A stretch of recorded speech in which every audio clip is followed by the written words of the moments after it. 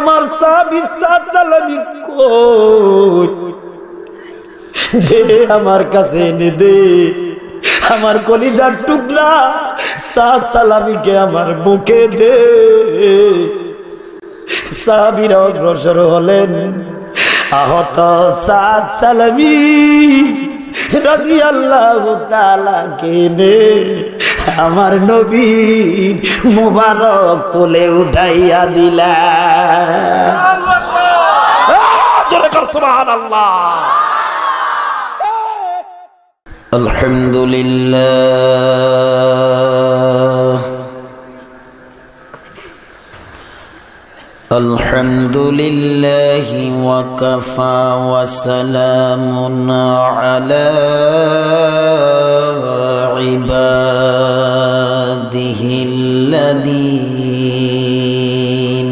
ইসতাফা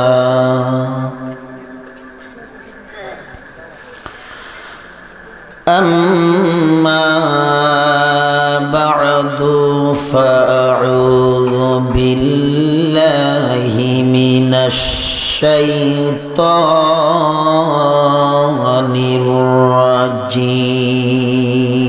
الرجيم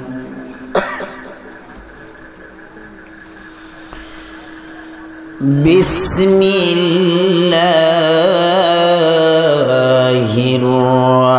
الرحمن الرحيم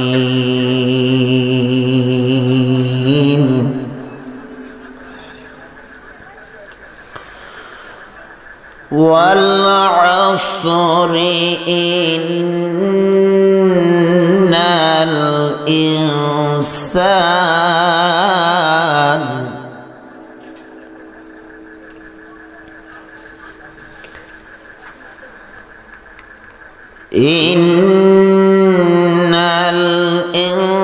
الإنسان لفي خسر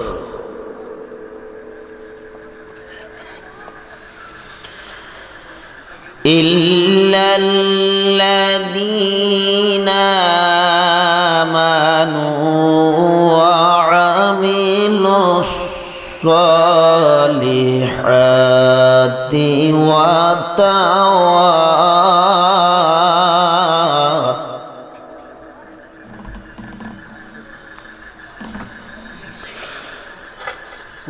والعصر إن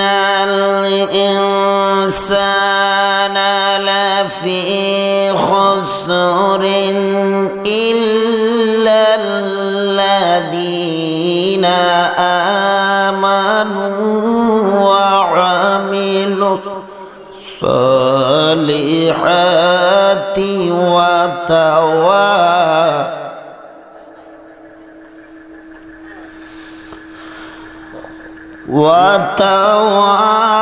وتواصوا بالحق وتواصوا بالصبر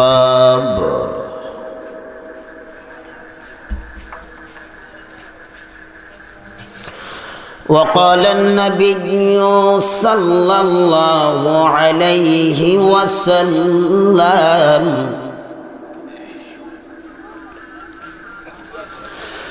كل أمتي يدخلون الجنة إلا من أبى قيل من أبى يا رسول الله قال من أطاني دخل الجنة ومن عصاني فقد أبى وقال رسول الله صلى الله عليه وسلم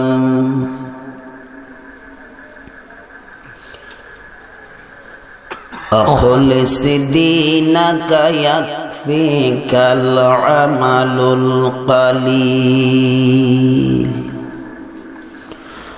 أو كما قال عليه الصلاة والسلام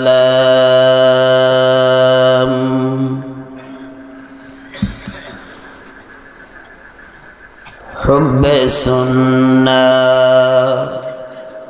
داب ود حب رسول من أحب سنتي راكن قبلتك جاو سنت أحمد کو جا بمحمد کئی شواد نسبت تورا اگر کھاہی گور روشن کنی گر لازم سنت پیغمبری فی شان حبیبہ ومحبوبه ومعشوقه مخبرا وآمرا إن الله وملائكته يصلون على النبي يا أيها الذين آمنوا صلوا عليه وسلموا تسليما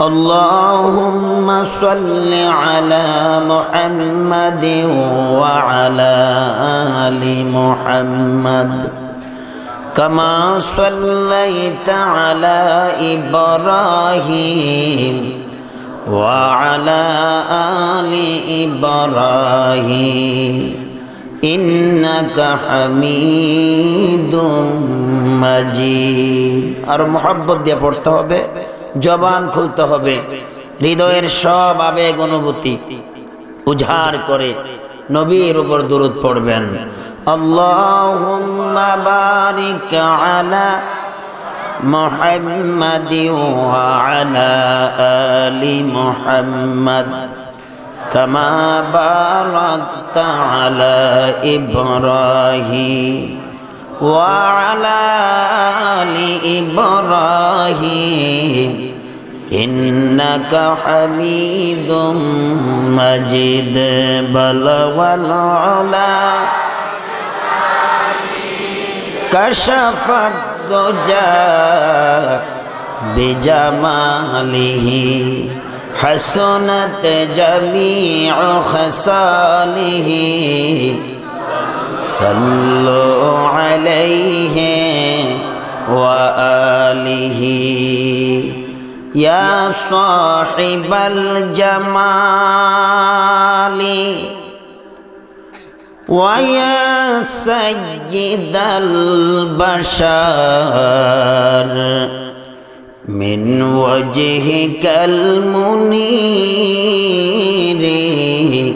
لقد نور القمر بلغ كشف الدجى بجماله حسنت جميع خصاله صلوا عليه وآله سبحانك لا علم لنا إلا ما علمتنا إنك أنت العليم الحكيم الحمد لله নোয়াখালী জেলার অন্তর্গত বেগমগঞ্জ থানার প্রাণকেন্দ্র শ্রীধরপুর উত্তর বাইতুন নূর জামে মসজিদ উন্নয়ন কমিটি কর্তৃক আয়োজিত বার্ষিক তাফসিরুল কুরআন মাহফিলের সম্মানিত সভাপতি আমন্ত্রিত অতিথিবৃন্দ, হাজারাত উলামায়ে কেরাম, বেরাদারান ইসলাম, মুরব্বিয়ানে আওয়াম, সামিয়ানার ভেতর আমার কলিজার টুকরা প্রাণপ্রিয় মুসলমান ভাই ও বন্ধুগণ, যারা দুনিয়ার আরাম আয়েশকে তুচ্ছ করে শুধুমাত্র একমাত্র আল্লাহর সন্তুষ্টির জন্য কালামে পাকের আলোচনা শ্রবণ করার উদ্দেশ্যে এই জান্নাতের বাগানে এসেছেন, সকলকে মোবারকবাদ জ্ঞাপন করে আলোচনার প্রারম্ভে সমস্ত প্রশংসা, তারিফ, গুণগান একমাত্র ওই মহান মালিকের জন্য, যিনি আমাদেরকে সৃষ্টির শ্রেষ্ঠ জীব মানুষ হিসাবে সৃষ্টি করেছেন,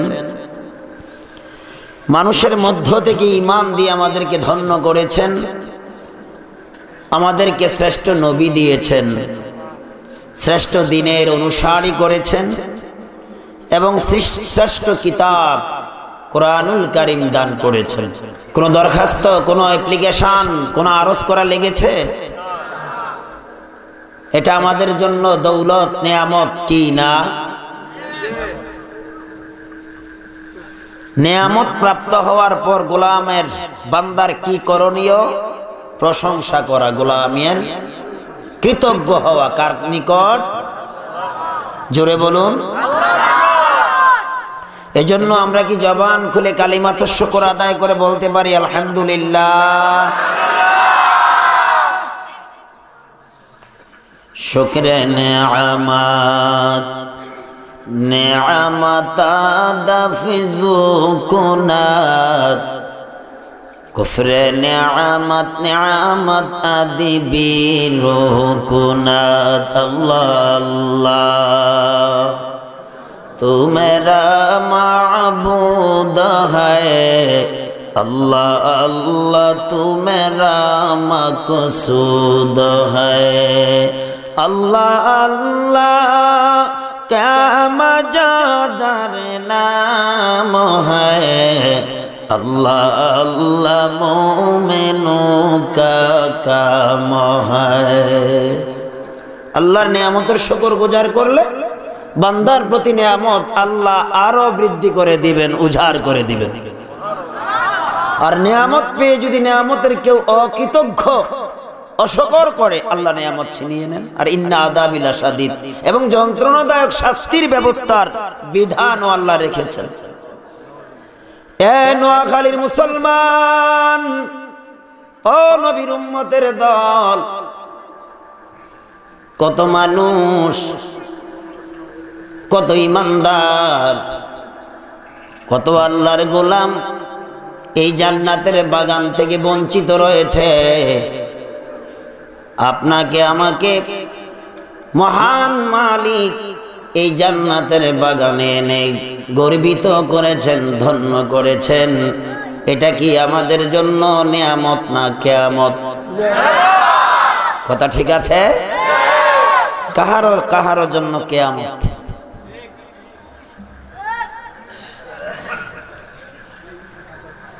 আল্লাহ আমাদেরকে নেয়ামত দিয়েছেন অসংখ্য গণিত, নেয়ামত দিয়ে আবার চ্যালেঞ্জ ছুড়ে দিয়েছেন, ও মানব এবং জিনকুল, ও মানুষ এবং জিন জাতি, বলো বলো আমার কোন নেয়ামতের শুকর করতে পারবে? সম্ভব? সম্ভব? فبأي آلاء ربكما تكذبان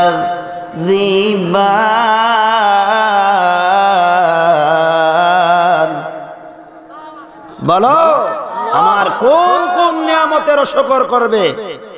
এই ছেলেরা ওঠো, তোমরা না মাদ্রাসার ছাত্র, বেয়াদবি করো কেন? বসেই তো বেয়াদবি শুরু করছো। কি আজীব! মাদ্রাসার ছাত্রদের অনেক দাম, সেই পথ দিয়া চলে রহমতের ফেরেশতারা নূরের পাখা বিছাইয়া দেয়।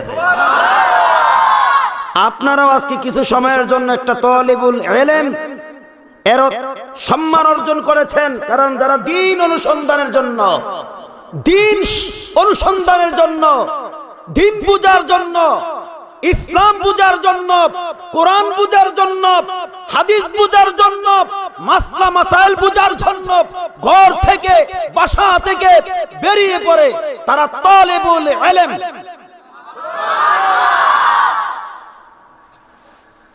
আমি নোয়াখালীর এই মাঠে নতুন, নোয়াখালী নতুন না, আপনাদের প্রশংসা করতে হয়। বহুত মাঠে নোয়াখালীর আলোচনা করেছে, আল্লাহ করিয়েছেন।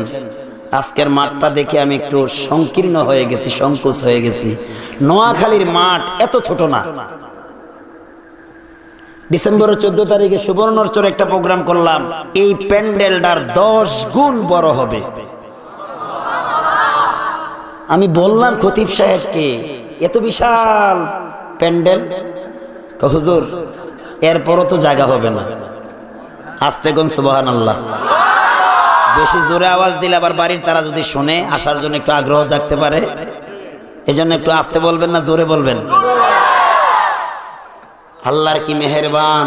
এ ঠিক আজকে যেই টাইম আমাকে মাইক দিয়েছেন, আপনাদের নোয়াখালীর একটা কোয়ালিটি, আরেকটা কোয়ালিটি আছে, গুণাবলী আছে। প্রধান বক্তাকে সময় মতন আপনারা মাইক দেন, কারণ মানুষের কথা শোনার একটা এনার্জি থাকে। ওই সময়টা যখন পেরিয়ে যায়, হাত পা বেঁধেও আর রাখা যায় না। আর সেই সময়টাই আপনারা নোয়াখালীর মানুষ প্রধান বক্তাকে দিয়ে থাকেন। আধা ঘন্টার মধ্যে আর প্যান্ডেলে মানুষ জায়গা হয় না। এবার কর্তৃপক্ষ বলতেছে, হুজুর শুধু চাপান। চাপাতে চাপাতে, তখন তেমন শীত ছিল না। কোন মাসের কথা বলতেছি? তাও আবার ডিসেম্বরের 14 তারিখ। আল্লাহু আকবার। কিন্তু আপনাদের এখানে মাঠটা দেখে আমি একটু সন্দিহান প্রকাশ করলাম যে এত ছোট মাঠ। ছোট হলো, আপনারা ছোট না। আজকে এলাকার সবচেয়ে সম্মানী মানুষ আপনারা। এখানে বলতে হবে আলহামদুলিল্লাহ। কোন জায়গায় আলহামদুলিল্লাহ, কোন জায়গায় সুবহানাল্লাহ, কোন জায়গায় মাশাআল্লাহ, কোন জায়গায় মারহাবা, কোন জায়গায় নাউজুবিল্লাহ, কোন জায়গায় আস্তাগফিরুল্লাহ পড়তে হবে, আমাদের জানতে হবে। কিন্তু কারো গাছে বড় বড় পেঁপে, ডাব, ফল দেখলে ইদানিং তো আবার হাইব্রিড, মানুষও কিছু হাইব্রিড হয়ে গেছে। অনেক জায়গায় মাহফিলে গেলে কয় ওই দিকের মাইকটি বন্ধ করে দেন। এদিন চট্টগ্রামে এক জায়গায় মাহফিলের সুঙ্গা সুঙ্গা, হরন হরন, আসলে মাউথ এগুলা, আমরা ওইগুলোর মাইক বলি, এগুলো মাইক না, এগুলো হরন। এগুলো কি? লালখান বাজার এলাকার মাহফিলের কথা বলছি। 21শে ডিসেম্বর ছিল। মূল চত্বরের চৌরাস্তার হরনগুলো বন্ধ করে দিয়েছে। একটা কথা মিথ্যা বললে আগুনের কেসি দ্বারা আল্লাহ আমার জিহ্বা কেটে দিবে ময়দানে মহাশরে। সেদিন আপনারা বলবেন, কি বক্তা তোমার জিহ্বা কাটছে কেন? আমি মিথ্যা বলছিলাম এই জন্য। শুধু আমারটাই কাটবে না, আপনাদেরটাও কাটবে। যারা মিথ্যা বলবেন। এক মহিলা এসে একটা ঝাড়ু নিয়ে, ওই যে বিছানা ঝাড়ু দেয় না, বিছানা ঝাড়ু, বিছানার ঝাড়ু নিয়ে দৌড়ে এসেছে। এসে কর্তৃপক্ষকে বলতেছে, ওই মাইকগুলা বন্ধ করছে কে? কয় আমাদেরকে লোকেরা বলছে। কোন লোকেরা? কয় বলছে। কয় আমাকে খবর দিলে না, ঝাড়ুর পিটার চোটে চট্টগ্রাম থেকে এদেরকে বাহির করে দিতাম। কি মনে করেন এটা তসলিমা নাসরিনের মতো না আসিয়ার মতো? আরো আসতে বলেন না। যে আসিয়া ফেরাউনকে বলেছিল, ফেরাউন তোমাকে স্বামী হিসাবে মানি, জীবন দেব, যৌবন দেব, তোমাকে আমি খোদা হিসাবে মানতে পারি না। মানুষের রব একমাত্র আল্লাহ, যিনি গোটা জাহানের স্রষ্টা। জোরে বলেন ঠিক কিনা? এই ধরনের মহিলা যদি আপনাদের এই এলাকায় থাকে, একটা পুরুষও বাড়িতে থাকতে পারবে না। কথা বলেন ঠিক কিনা? কিন্তু মহিলা থাকবে কিছু। মহিলা তো আসার পরে ঘুমায় গেছে। আবার কিছু আছে স্টার জলসার সামনে। আমাদের এলাকায় আছে, আছে। আরে বলে কি, মহিলারা আছে না পুরুষও আছে? হ্যাঁ, হুজুরের কাছে দোয়া চাই, হুজুর দোয়া করেন আমার ঘরের মহিলারা। কি হুজুর শুধু টিভি চাই? টিভি? প্রশ্ন করবো, টিভি কিনে দিছে কে? টিভিটা কিনে দিল কে? তাহলে দোষ কার? এরপরে শুধু মহিলায় চায়, পুরুষ চায় না? মাঝে মধ্যে বুড়ায়ও চায়, তাও আবার অল্প বয়সের না, 70, 80, 90 বছরের বুড়া। বুড়া না জাম্বুরা? আরো আসতে বুড়াই টিভি চায়, জুয়া। রাগ করবেন? আমার বাবার বয়সের বুড়া বাবারা, আপনাদেরকে শ্রদ্ধা করি, সম্মান করি, ইজ্জত করি, কিন্তু বাস্তব কথা তো বলতে হয়। আর বাস্তব কথা বলার জন্য এই স্টেজ সাজানো হয়েছে। কথা বলেন। এই স্টেজ কি ওবায়দুল কাদের সাহেবের প্রশংসার জন্য করা হয়েছে? মির্জা ফখরুলের জন্য হয়েছে? এই স্টেজ আয়োজন করা হয়েছে আল্লাহর কথা বলার জন্য। জোরে বলেন ঠিক কিনা? আপনি রাগ করেন, ওবায়দুল কাদের আমাদের দেশের রত্ন, এই বেচারাও তো আল্লাহর প্রশংসা করে। উপায় আছে না কইরা? বিপদে বললে লা ইলাহা ইল্লা আনতা সুবহানাকা ইন্নী কুনতু মিনাজ জালিমিন। এই বিপদ সবার আসে না? নাই, মাঝে মধ্যে আসেনি? আমরা আসলেই তো বলি ইন্না লিল্লাহি। বিপদ যখন চলে যায় তখন আবার ফাইজলামি শুরু হইয়া যায়। কথা বলেন না? সারাটা বছর মসজিদমুখী করা যায় না, কিন্তু যখন কালবৈশাখী ঝড় শুরু হয়ে যায় উত্তর পশ্চিম কোণা থেকে প্রচন্ড বেগে, যখন ঝড় শুরু হয়ে যায় সিগন্যাল নাম্বার 10, তখন গান গায়, হায় রে মানুষ রঙের মানুষ, রং ফুরাইলে ঠুস, হায় রে মানুষ। আমার পরিষ্কার মনে আছে 1990 না জানি 91 চট্টগ্রামে যখন 10 নাম্বার সিগন্যাল চললো, তখন আমি ছোট্ট, যারা টিভির পর্দার সামনে বসেন তখন আমি ছোট্ট, এলাকায় তখন সচরাচর টিভি নেই, শহর বন্দরে বিশেষ বিশেষ জায়গায় টিভি ছিল। একটা দোকান থেকে আওয়াজ শুনলাম, এই গানটা গাচ্ছে কি, হায় রে মানুষ রঙের মানুষ, রং ফুরাইলে ঠোস। নোয়াখালীর মানুষ, কিসের তামাশায় মেতে আছো? কোরআন হাদিসের আলোচনা অপেক্ষা করে রাস্তাঘাটে ঘুরতেছো, একদিন তোমার সব রং মিটে যাবে। জোরে বলেন ঠিক কিনা?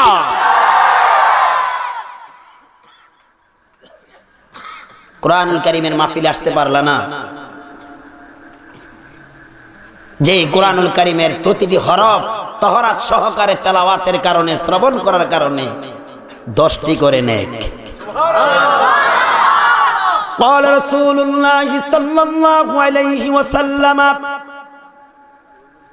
من قرأ حرفا من كتاب الله فله حسنة والحسنة بعشر أمثالها। আল্লাহর নবী ফরমান, কেউ যদি আল্লাহর কালাম থেকে কোনো একটি হরফ পবিত্রতা সহকারে উচ্চারণ করে, পাশাপাশি শ্রবণ করে, প্রতিটা হরফের বিনিময়ে 10টা করে নেয়। কয়টি করে নেক বলুন? এমন কোরআন থেকে কথা হবে, এমন কোরআন থেকে আলোচনা হবে, এমন কোরআন থেকে কথা শুনবো, যারা আসতে পারলেন না তাদের কিসমত পোড়া, তাদের কপাল পোড়া। তারা আজকে নোয়াখালীর এই অঞ্চলের জন্য, যাদের কানে মাইকের আওয়াজ যাচ্ছে, যাওয়ার পরও আসলেন না, তাদের মতো পোড়া কপাল জমিনের উপরে আর কেউ হতে পারে না ইনশাআল্লাহ। সেই কালামে পাকের ভেতর থেকে 103 নম্বরের সূরা, কয় নম্বরের আয়াতের দিকে একেবারে ছোট্ট 2টি সূরা কোরআনুল কারীমে, একটি হলো সূরাতুল আসর, আর একটি হলো সূরাতুল কাউসার। 8 নাম্বার হলো সূরাতুল কাউসার, আর 103 নম্বরের সূরা হলো সূরাতুল আসর। ওই সূরাতুল আসর আমি আপনাদের মাঝে তেলাওয়াত করেছি। যদি আল্লাহ এই নগণ্য গোলামকে দিনের নিসবতে আমলের উদ্দেশ্যে কিছু কথা বলার ক্ষমতা দান করে, তাইলেই শুধু বলতে পারবো, আল্লাহর হুকুম না থাকলে একটা বাক্য বলা সম্ভব। আমার বন্ধুগণ, আমি পুনরায় সেই সূরাটা আবার রিপ্লাই করব, তেলাওয়াত করব। আমার তেলাওয়াতকৃত আয়াত যেখানে ওয়াকফ হবে, শেষ হবে, নোয়াখালীর মানুষ, আর একটা প্রশংসা আপনাদের করতে হয়, সারা বাংলাদেশের মধ্যে আমার জানা মতে নোয়াখালীর মানুষ বড় দিনদার। আবার নি বলেন হুজুরাম করে ফার্ম দেন, কিছু লোক আছে চালাক, আছে না? না না না, বাস্তব কথা বলি। কিন্তু আপনাদের আবার আরেকটা গুণ আছে, হঠাৎ ভুলা যান, হঠাৎ কিন্তু আপনারা ভুলা যান, এই গুণটাও আপনাদের আছে না? হঠাৎ ব্রেক করলেই অ্যাক্সিডেন্ট। কি কি হঠাৎ ব্রেক করলে কি ইংরেজি দিনে কি বলে? Heart break. Heart break, heart break করলে যাত্রীদের কষ্ট, গাড়ির টায়ার থেকে দুর্গন্ধ, উল্টে যাওয়ার সম্ভাবনা। কথা ঠিক কিনা? এ মুসলমান ইমানদার, পুনরায় আমি সেই সূরাটা তেলাওয়াত করব। আমার তেলাওয়াতকৃত আয়াত যেখানে ওয়াকফ হবে, ইমানের বলে বলিয়ান হয়, চিৎকার মেরে বলতে হবে আল্লাহু আকবার। পারবেন? আমি যখন ডান হাত ইশারা দেব, ডান দিকের ভাইয়েরা, যখন বাম হাত ইশারা দেব, বাম দিকের ভাইয়েরা। একটু দেখি, মানুষ যদিও এদিকে বেশি এদিকে কম, আসলে ইমান কিন্তু সংখ্যায় আসে যায় না। কথা বলেন ঠিক কিনা? যার ইমান যত বেশি তার ইবাদত তত বেশি। জোরে বলেন ঠিক কিনা? যার ইমান যত বেশি তার নারায়ে তাকবীরের স্পিরিট তত বেশি। বিসমিল্লাহির রহমানির রহিম।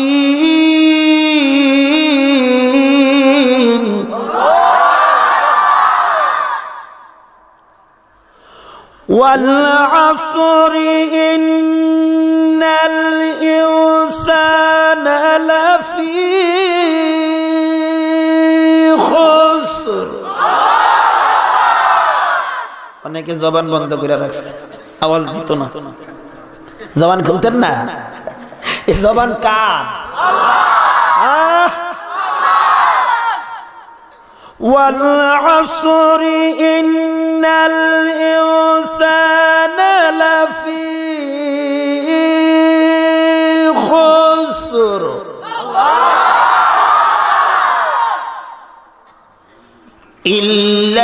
ইল্লাল্লাযীনা আমানু ওয়া আমিলুস সালিহাতি ওয়া তাওয়াসাউ বিল হক ওয়া তাওয়াসাউ বিল হক ওয়া তাওয়াসাউ বিস সাবর। আমার বন্ধুগণ, আল্লাহ রাব্বুল আলামিন বলেন ওয়াল আসর, সময়ের কসম, ইন্নাল ইনসানা লাফি খুসর, নিশ্চয়ই নিশ্চয়ই দুনিয়ার সমস্ত মানুষ ক্ষতির মধ্যে নিমজ্জিত। ইল্লাল্লাযীনা আমানু, তাদেরকে ছাড়া, যারা ঈমান রাখে কার উপর?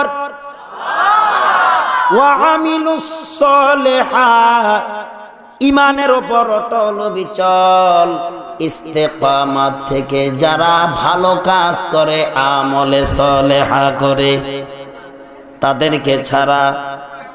ওয়া তাওয়াসাউ বিল হক, যারা হকের উপর অটল থাকে, অবিচল থাকে, হক কথা বলে, তাদেরকে ছাড়া। হক কি? হক কোন শব্দের অর্থ হলো সত্য, বাস্তব। যেমন আল্লাহ সত্য, আল্লাহ, রাসূল, আখিরাত, কোরআন।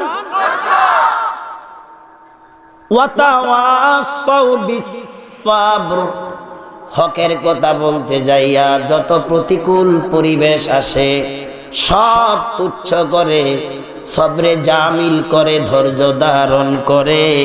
এই চারটা গুণের অধিকারী যারা তাদেরকে ছাড়া দুনিয়ার সমস্ত মানুষ ক্ষতির মধ্যে নিমজ্জিত। আল্লাহ বলেন সময়ের কসম, সমস্ত মানুষ ক্ষতির মধ্যে নিমজ্জিত তাদেরকে ছাড়া যারা ঈমানের স্বীকৃতি দেয়, লা ইলাহা ইল্লাল্লাহ,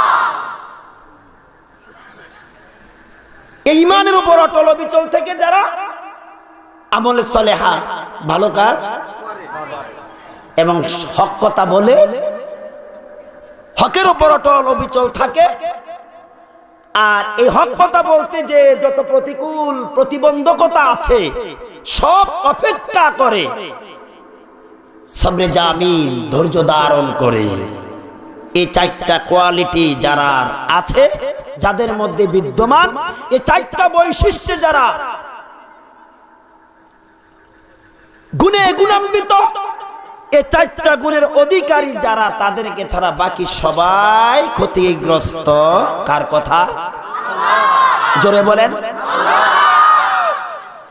এখন প্রথম যেই গুণটা, আমরা ঈমানদার, আমরা আল্লাহকে বিশ্বাস করি কিন্তু হুকুম মানি না। ইল্লা মাশা আল্লাহ। যারা আল্লাহকে বিশ্বাস করে তারা কি আল্লাহর কোরআনের আলোচনা অপেক্ষা করে বাড়িতে থাকতে পারে? হ্যাঁ। যারা আল্লাহকে বিশ্বাস করে তারা নামাজ ছাড়তে পারে? যারা আল্লাহকে বিশ্বাস করে তারা সুদ খেতে পারে? যারা আল্লাহকে বিশ্বাস করে তারা মিথ্যা বলতে পারে? যারা আল্লাহকে বিশ্বাস করে তারা কি নাফরমানি করতে পারে? ঈমানদার মুসলমান, আমাদের মধ্যে এক শ্রেণীর ঈমানদারও আছে, মুখে বলে একটা, কাজে করে অন্যটা। তারা কি ঈমানদার? নো, তারা মুনাফিক। জোরে বলেন, তারা কি? আরো জোরে বলেন। তাদের কাছে কোরআনের কথা ভালো লাগবে না, লাগবে না, লাগবে না। জোরে বলেন ঠিক কিনা? মুনাফিক সমাজে আছে না নাই? দুই চারটা থাকলে তো চলে। স্যাংটাই চিনি, আমগা লাগায় স্যাংটাই বলে। স্যাংটাই কি? সাইতন মাছ। আপনাকে তো জানি কি বলে? টাকি মাছ, টাকি মাছ। হ্যাঁ, নলি মাছ, নলি মাছ। একটু আপনাদের সাথে একটু অভিনয় করলাম। এতটুকু যদি হয়, এতটুকু কয় ইঞ্চি? হ্যাঁ, 3 ইঞ্চি। 3 ইঞ্চি একটা সাইতন মাছ, নলি মাছ যদি একটা কূপের মধ্যে ছেড়ে দেওয়া যায়, দেখবেন এটার সাইডটা নেই, পানিগুলা স্থির থাকবে না। ঠিক মুনাফিকদের কালচার এই ধরনের, তাদের চরিত্র এই ধরনের। জোরে বলেন ঠিক কিনা? সমাজ নষ্ট করার জন্য, ঈমান নষ্ট করার জন্য একটা মুনাফিকই যথেষ্ট।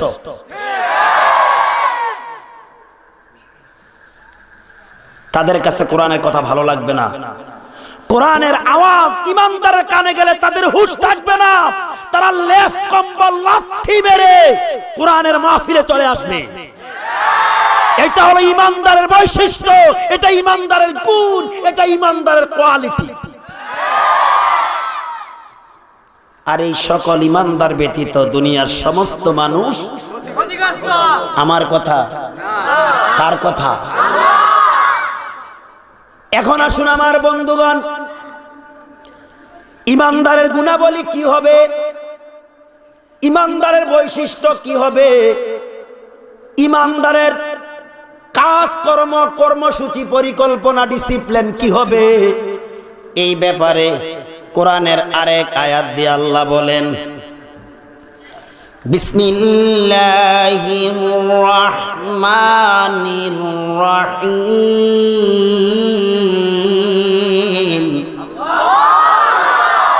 আপনাদেরকে কষ্ট দিচ্ছি আমি কিছু সময় না কষ্ট দেব, আর এই কষ্টটা হবে কার জন্য? আমার জন্য না আল্লাহর জন্য। ইন্নামাল মুমিনুনা আল্লাযীনা ইযা যুকিরাল্লাহ।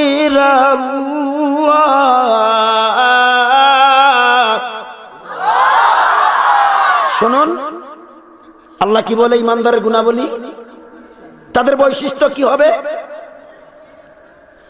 আল্লাহ বলে ইন্নামাল মুমিনুনা আল্লাযীনা ইযা যুকিরাল্লাহ, নিশ্চয়ই যারা মুমিন ইমানদার তারা যখন আল্লাহর জিকির করে, কার? তাদের সামনে যখন আল্লাহ আল্লাহর নাম উচ্চারিত হয়, তারা যখন আল্লাহর নাম শুনে, ওয়াজিলাত কুলুবুহুম, তাদের কলিজায় ভয় পয়দা হয়ে যায়। তুমি কিসের ইমানদার? আজানের ধ্বনি তোমার কানে গেল, তুমি টিভির পর্দা ছাড়তে পারলা না, তুমি দোকান বন্ধ করতে পারলা না, তুমি অফিসের কাজ বন্ধ করতে পারলা না, তুমি ইমানদার হতে পারো নাই। জোরে বলেন ঠিক কিনা? আল্লাহ বলেন নিশ্চয়ই যারা মুমিন ইমানদার তাদের সম্মুখে যখন আল্লাহর নাম, তাদের রবের নাম নেওয়া হয়, তাদের প্রভুর জিকির করা হয়, তাদের হৃদয়টা ক্রন্দনরত হয়ে যায়, তাদের কলিজায় ভয় পয়দা হয়ে যায়।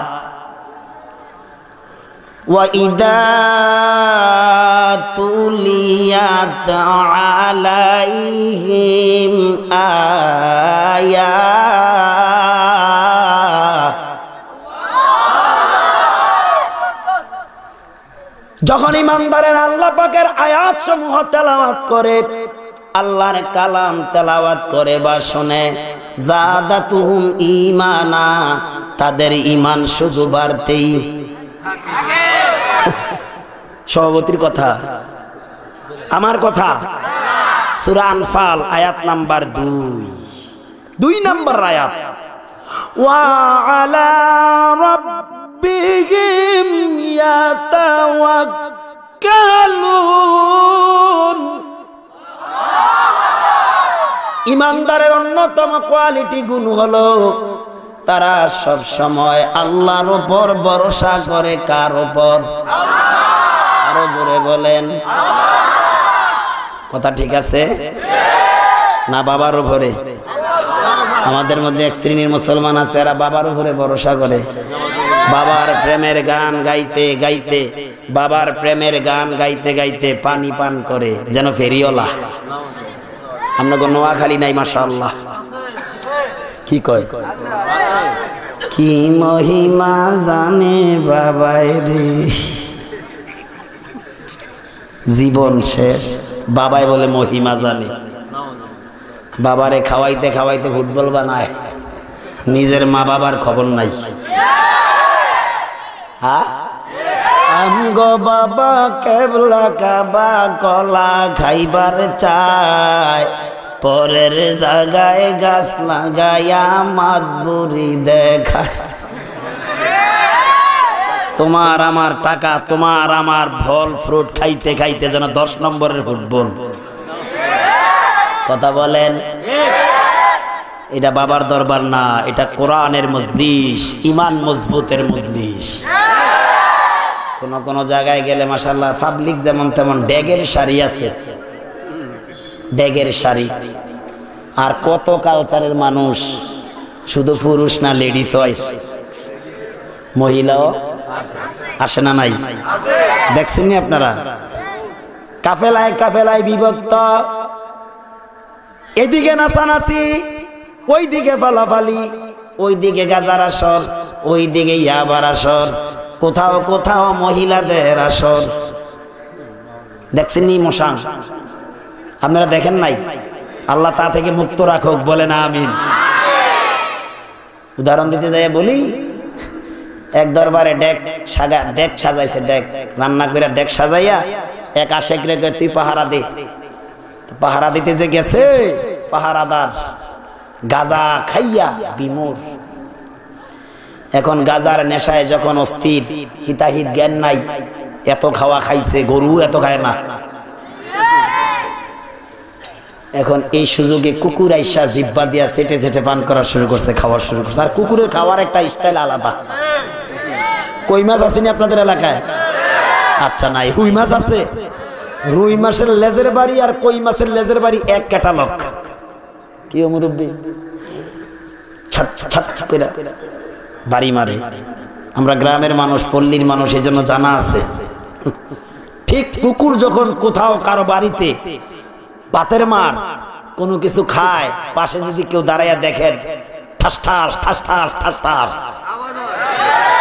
কথা কয় না, ডেগের মধ্যে যে মুখ দিছে, মুখ দিয়া শুধু ঠাস ঠাস করে খাইতেছে।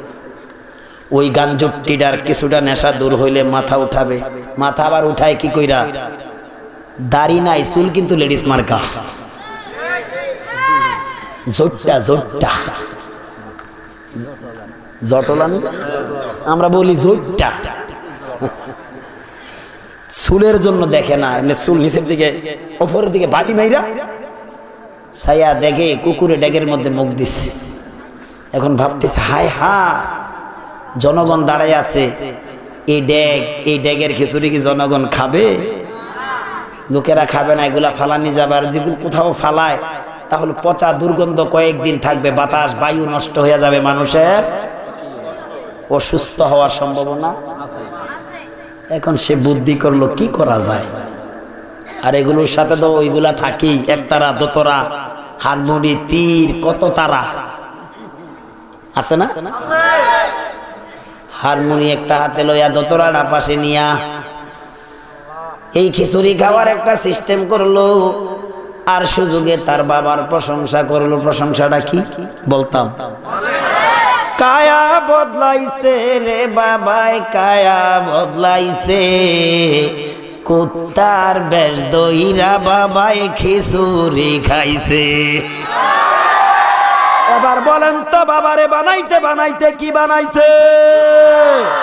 যারা কোরআন মানে না, নবীর আদর্শ মানে না, কোরআন হাদিসের অনুশাসন মানে না, কুকুর শুধু তারা আমি বলবো না, কোরআনুল কারীমের সূরাতুল আরাফের 179 নম্বরের আয়াতের মধ্যে আল্লাহ তাদেরকে কুকুর বলে আখ্যায়িত করেছেন। জোরে কোন ঠিক কিনা?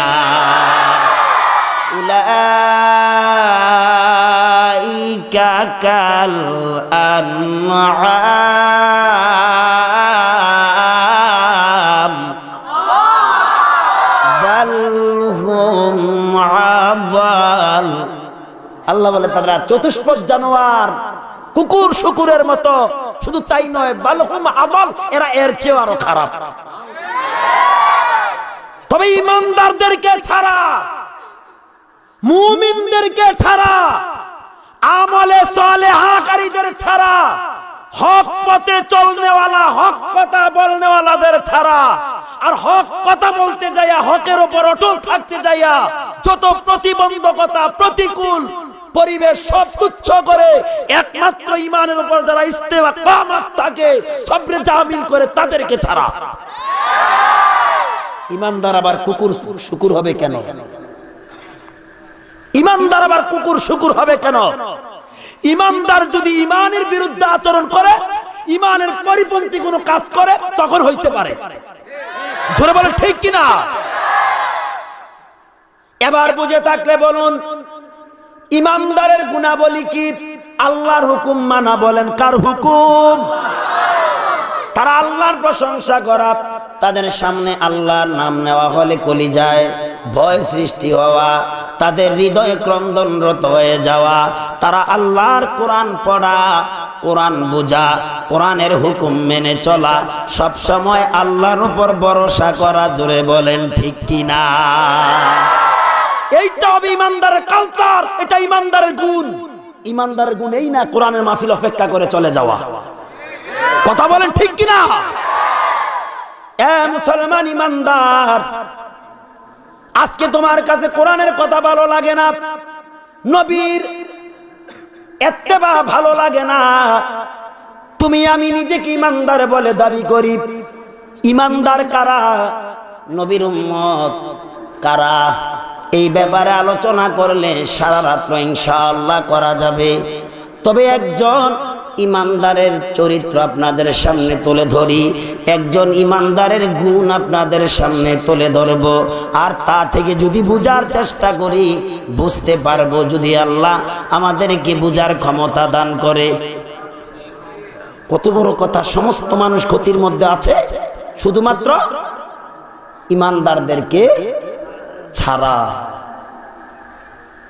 তাদেরকে ছাড়া যারা আমলে সলেহা করে, ওদের ছাড়া যারা হক কথা বলে, ওদের ছাড়া যারা হকের উপর অটল অবিচল থাকতে যায়, সবরে জামিল ধৈর্য ধারণ, সকল বিপদ আপদে আলহামদুলিল্লাহ বলে আল্লাহর শুকর আদায় করে। এই চারটা গুণ নিয়ে যাইতে পারবেন ইনশাআল্লাহ? ইনশাআল্লাহ বলেন, আল্লাহ কবুল করেন, বলেন আমিন। এই চারটা গুণের উপর যদি অটল থাকতে পারেন, এই মাহফিলের পরিশ্রম, অর্থ ব্যয়, এই রাত্রের কিছু সময় দেওয়া সার্থক। ইমানদার কারে বলে মিয়া?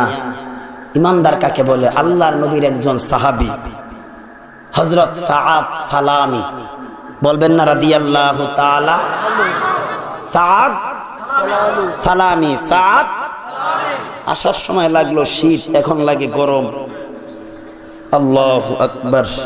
হযরত সাআদ সালামি রাদিয়াল্লাহু তাআলা সাহাবীদের মধ্যে একেবারে অপছন্দনীয়। অপছন্দনীয় বুঝেন তো? কালো না, কালো মানুষও অনেক সময় চেহারা সুন্দর আছে না? সুন্দর হলে লাভ হবে কি? অনেক সময় চেহারা কিন্তু ফেস কাটিং কিন্তু সুন্দর নয়। অনেক কালো মানুষ আছে কিন্তু তার চেহারার ফেস কাটিং, শরীরের লাবণ্যতা অনেক সুন্দর। সাআদ সালামি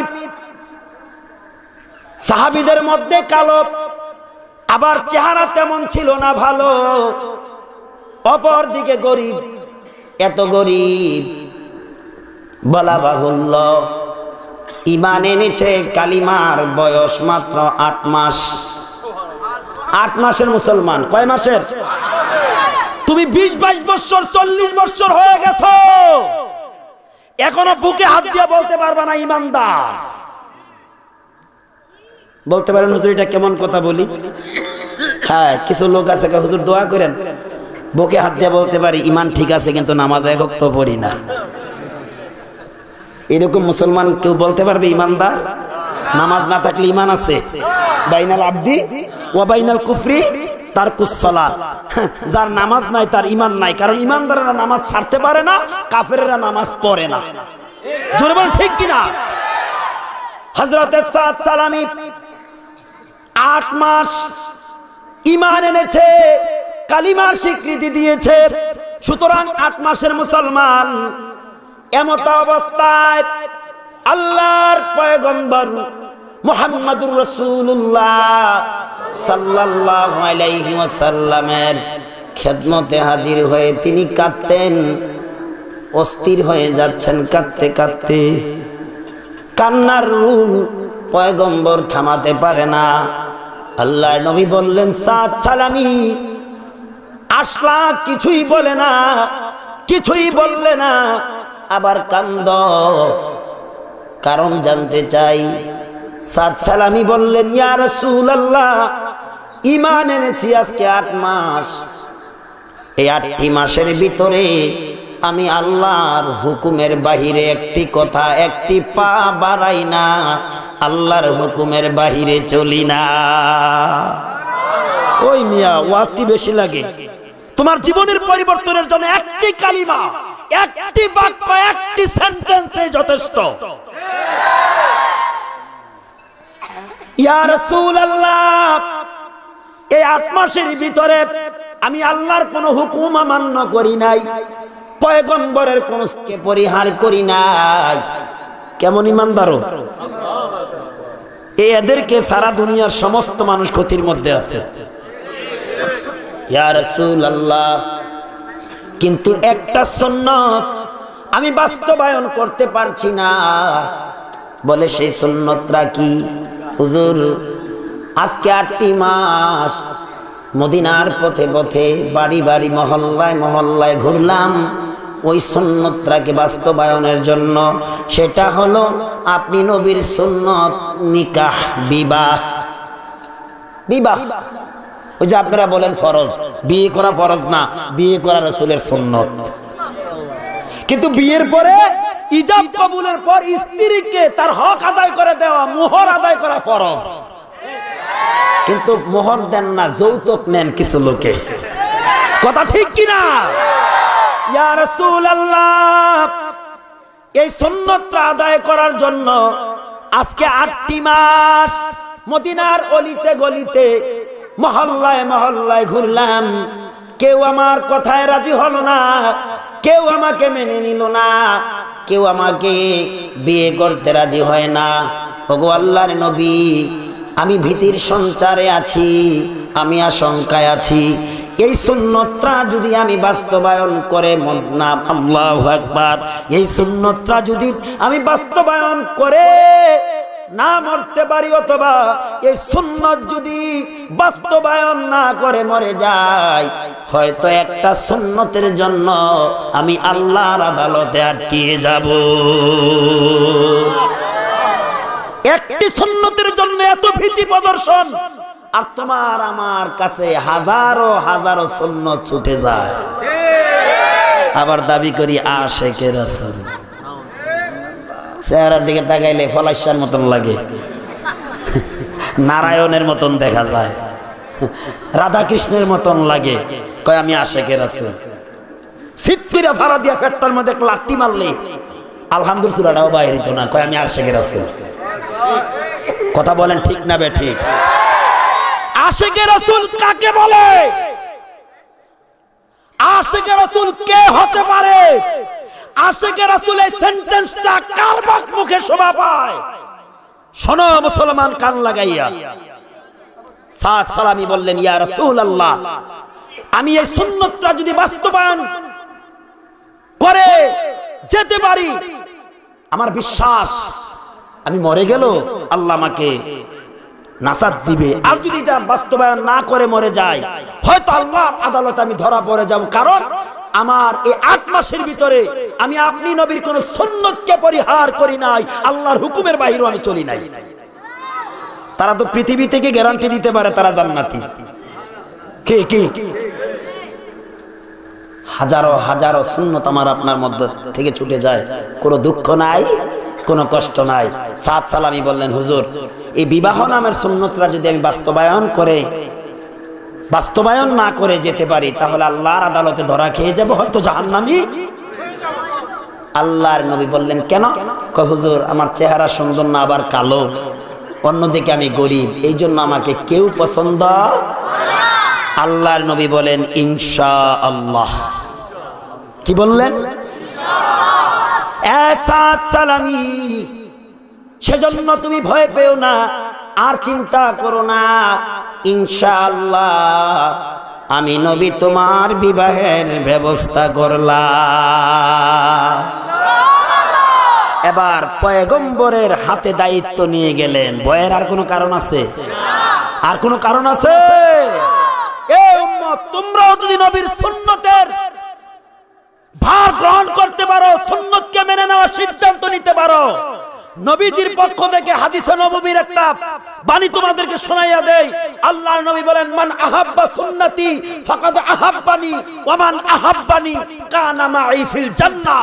আমার সাথে জান্নাতে থাকবে যারা আমার মহব্বতে।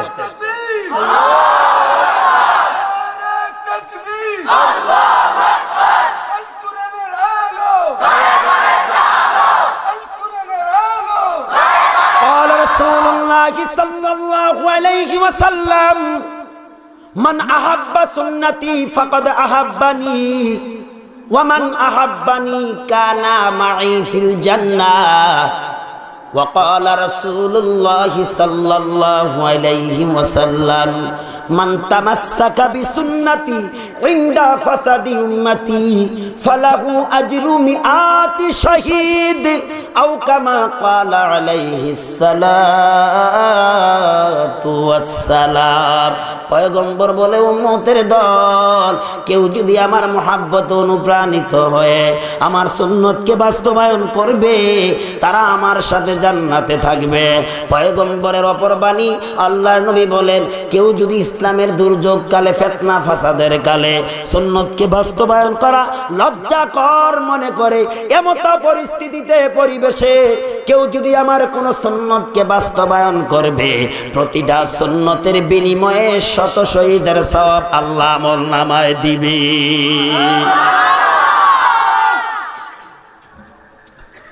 শুধু কি তাই, যারা নবীর সুন্নত বাস্তবায়ন করে মৃত্যু মুখে পতিত হবে, ঈমান নিয়ে মরতে পারবে, কবরে চিরসুখী হয়ে থাকবে।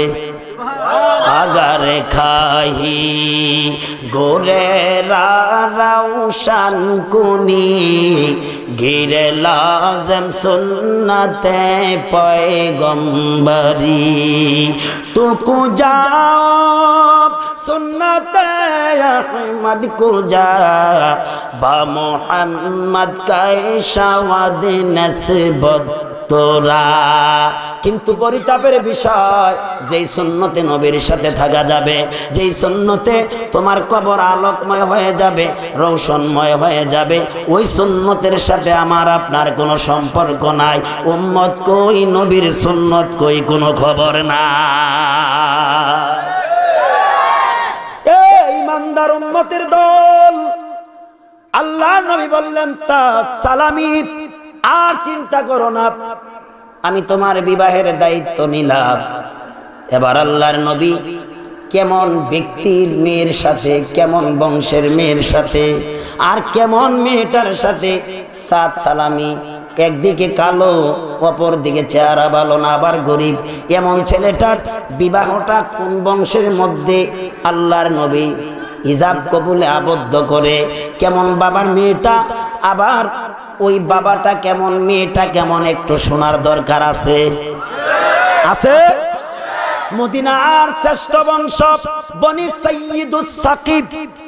সাইয়্যিদ অর্থ নেতা, লিডার, বড়, মহান। একটা বাক্যের বিভিন্ন অর্থ হয়ে থাকে। মদিনার শ্রেষ্ঠ বংশ বনি সাইয়্যিদুস সাকিব, এবং ওই বংশের আমির, নেতা, মাতাব্বর, লিডার আমর ইবনে ওহাব আল কারশি।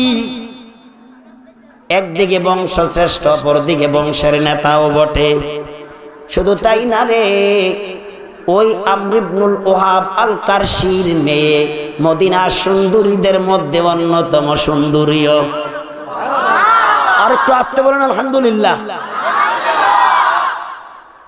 শুধু কি সুন্দরী না, মেয়েটা বড় দিনদারিনী। আল্লাহর নবী বলে, যাও আমর ইবনুল ওহাব আল কারশির মেয়ের সাথে আমি তোমার হিজাব কবুলের ব্যবস্থা করে দিলাম। যাও, তুমি চলে যাও তোমার শ্বশুরের বাসায়।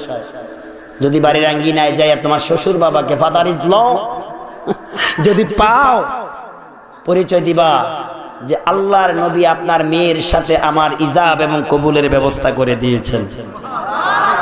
তবে শ্বশুর বাড়িতে ঢোকার আগে নবীর সুন্নতরা, তোমার পয়গম্বরের সুন্নতরা বাস্তবায়ন করবা। কারো বাড়িতে ঢোকার ক্ষেত্রে সুন্নত আসেনি? আমরা তো শুধু লাউ খাওয়া সুন্নত, মিষ্টি খাওয়া সুন্নত, খাওয়া খাওয়ির মধ্যে মানি, হ্যাঁ খাওয়া খাওয়ির মধ্যে আছি, মানামানির মধ্যে নাই। আসি না কিছু মুসলমান? জুমার দিন ইমাম সাহেবের পিছনে মাত্র 2 রাকাত। সাপ্তাহিক মুসল্লি, সাপ্তাহিক মুসল্লি আছে না? আমাদের নোয়াখালী আছে, আবার কিছু আছে বাৎসরিক মুসল্লি, হ্যাঁ বছরে 2 বার যায়। আর কিছু আছে সাপ্তাহিক মুসল্লি, মাত্র শুক্রবারে, তাও আবার 2 রাকাতের। 2 রাকাত পইরা ঘুরে, মাঝে এদিক এদিক ঘুরে দোয়া কালামের পর আগায় আসে, কয় আমারে 2টা দাও। পাবলিক নেই একটা করে, হাতারে 2টা, 2টার জায়গায় কয় 4টা দাও। কয় মিয়া তুমি এতক্ষণ মসজিদে ছিল না, বাদ আল জুমা পড়া সুন্নতে মুআক্কাদা, ইচ্ছা করে তরক করলে কবিরা গুনাহ। তুমি 4 রাকাত পড়লা না, আগে কমপক্ষে 4 রাকাত কাবলাল জুমা, তাও পড়লা না, এখন আসলা। কয় হুজুর আপনারা বলছেন মিষ্টি খাওয়া সুন্নত, এই সুন্নতটা আদায় করার জন্য আসছি। কত ফাজিল! আল্লাহ আমাদেরকে হেদায়েত দেন, বলে না আমিন। এবার বুঝে থাকলে বলেন, কোন ইমানদার কারো বাড়িতে বাসায় ঢোকার আগে সুন্নত আছে না নাই? আল্লাহর নবী বললেন, ও সাদ সালামি, তোমার শ্বশুর বাড়িতে ঢোকার আগে তোমার নবীর সুন্নতটা বাস্তবায়ন করে ঢুকবা। সুন্নত কি? বাড়িতে ঢোকার আগে সালাম দিবা। কি বলে? আসসালামু আলাইকুম ইয়া আহলাল কুবুর। হ্যাঁ, আসসালামু আলাইকুম ইয়া আহলাল বাইত, একবার সালাম দিলা। একটা মাসালা খেয়াল করেন, হাদিস শরীফে বটে, একবার সালাম দিলা বাড়ির থেকে জবাব নাই, আবার দাও, দ্বিতীয়বার দিলা জবাব নাই, হাদিস শরীফ প্রমাণ করে তৃতীয়বার আবার দাও, তৃতীয়বারও দিলা কোনো জবাব নাই, কোরআন বলছে ফারজিই, ফিরে যাও, ঢোকার অনুমতি নাই। কত বড় কঠোর নির্দেশ, কত বড় কঠোর নির্দেশ, শুধু সুন্নাত না, আল্লাহর কোরআনের বাণীও। সূরা নূর, ইয়া আইয়ুহাল্লাযীনা আমানু লা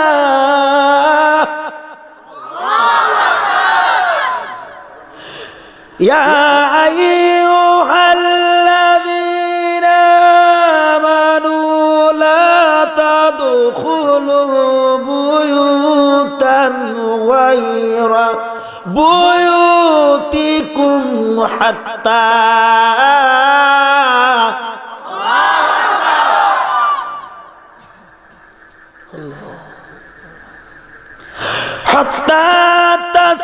تستأنسوا وتسلموا أهلها।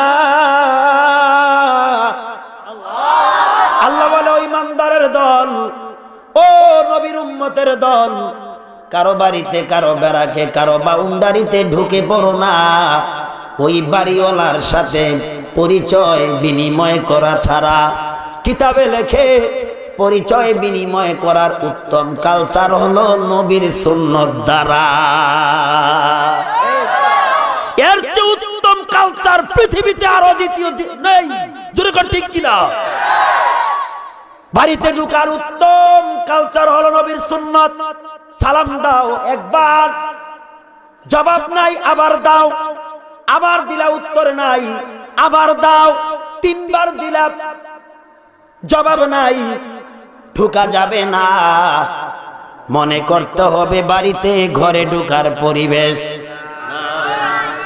ওয়াজ করলে হবে না, কিছু নিতেও হবে, কথার মধ্যে কিছু থাকতে হবে। এই আয়াতের ব্যাখ্যার মধ্যে পাওয়া যায়, একবার আল্লাহর রাসূল সাহাবীদের সামনে এই ব্যাপারে কথা বলতেছেন। এক সাহাবী বললেন, হুজুর, আমি তো আমার মায়ের ঘরে থাকি, মার ঘর থেকে যদি আমি বের হই, বেরিয়ে যাওয়ার পর ঢোকার সময় কি আমার মায়ের কাছ থেকে অনুমতি নেওয়া লাগবে, অর্থাৎ সালাম দেওয়া লাগবে? নবী বললেন, হ্যাঁ। হুজুর, আমি তো আমার মার ঘরেই থাকি। রাসূল বললেন, তারপরও তুমি সালাম দিয়ে ঢুকতে হবে। তৃতীয়বার বললেন, চতুর্থবার আল্লাহর নবী বললেন, তুমি কি তোমার মাকে উলঙ্গ দেখতে চাও? আরেকটু আসতে বলেন, আল্লাহু আকবার। সুতরাং তুমি যদি তোমার মার গর্ভে জন্ম নিয়ে থাকো, তোমার মার ঘরে বসবাস করো, ঘরের থেকে বের হলে, বাসা থেকে বের হলে ঢোকার আগে পুনরায় আবার সালাম দিতে হবে, সালাম ছাড়া ঢোকা যাবে না। এটা কোরআনের নির্দেশ, তোমার রাসূলের সুন্নাত। ওয়াজে সুর শোনার জন্য এসো না, সুর মমতাদেরও আছে, সুর পাখিরও আছে, সুর কিন্তু নদীর কিনারায় দাঁড়াইলেও পাওয়া যায়। কি ঢেউয়ের সুর আছে না? সুর শোনার জন্য এসো না, সুর শোনার জন্য এসো না, কিছু বুঝার জন্য আসো। যদি বুঝার নিয়তে আসো, এখান থেকে তোমাকে কেউ উঠে নিতে পারবে না। জোরে বলেন ঠিক কিনা?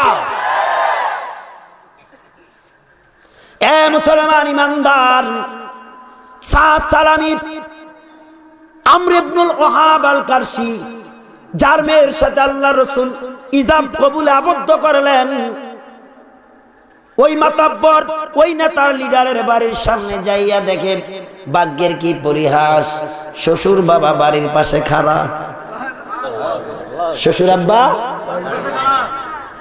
পাশে যেন দণ্ডায়মান ছিল। তার ওই মেয়ে, যেই মেয়ের সাথে আল্লাহ নবী ইজাব কবুলের ব্যবস্থা করলেন, একটু দূরে থাকতেই যখন দেখলেন কোন যুবকের আগমন হচ্ছে, আস্তে করে আন্ডারগ্রাউন্ডে বেড়াকে পর্দার ভিতরে ঢুকে গেছে। এটা পর্দা নিশিনী মেয়েদের কোয়ালিটি। অনেক বাড়ি আছে, বাড়ির বেড়া আছে ঠিক, কিন্তু বাহিরে শোডাউন করে মেয়েরা। আপনাকে নোয়াখালীর কথা বলি না, বাড়ির বেড়া ঠিক আছে, ব্যারাক ঠিক আছে, বোরকা ঠিক আছে, কিন্তু গেট খোলা। কি মাঝে মধ্যে আমার মতন হুজুর দেখলে এইভাবে আবরণ দিয়ে ধরে, এটা ভণ্ডামি।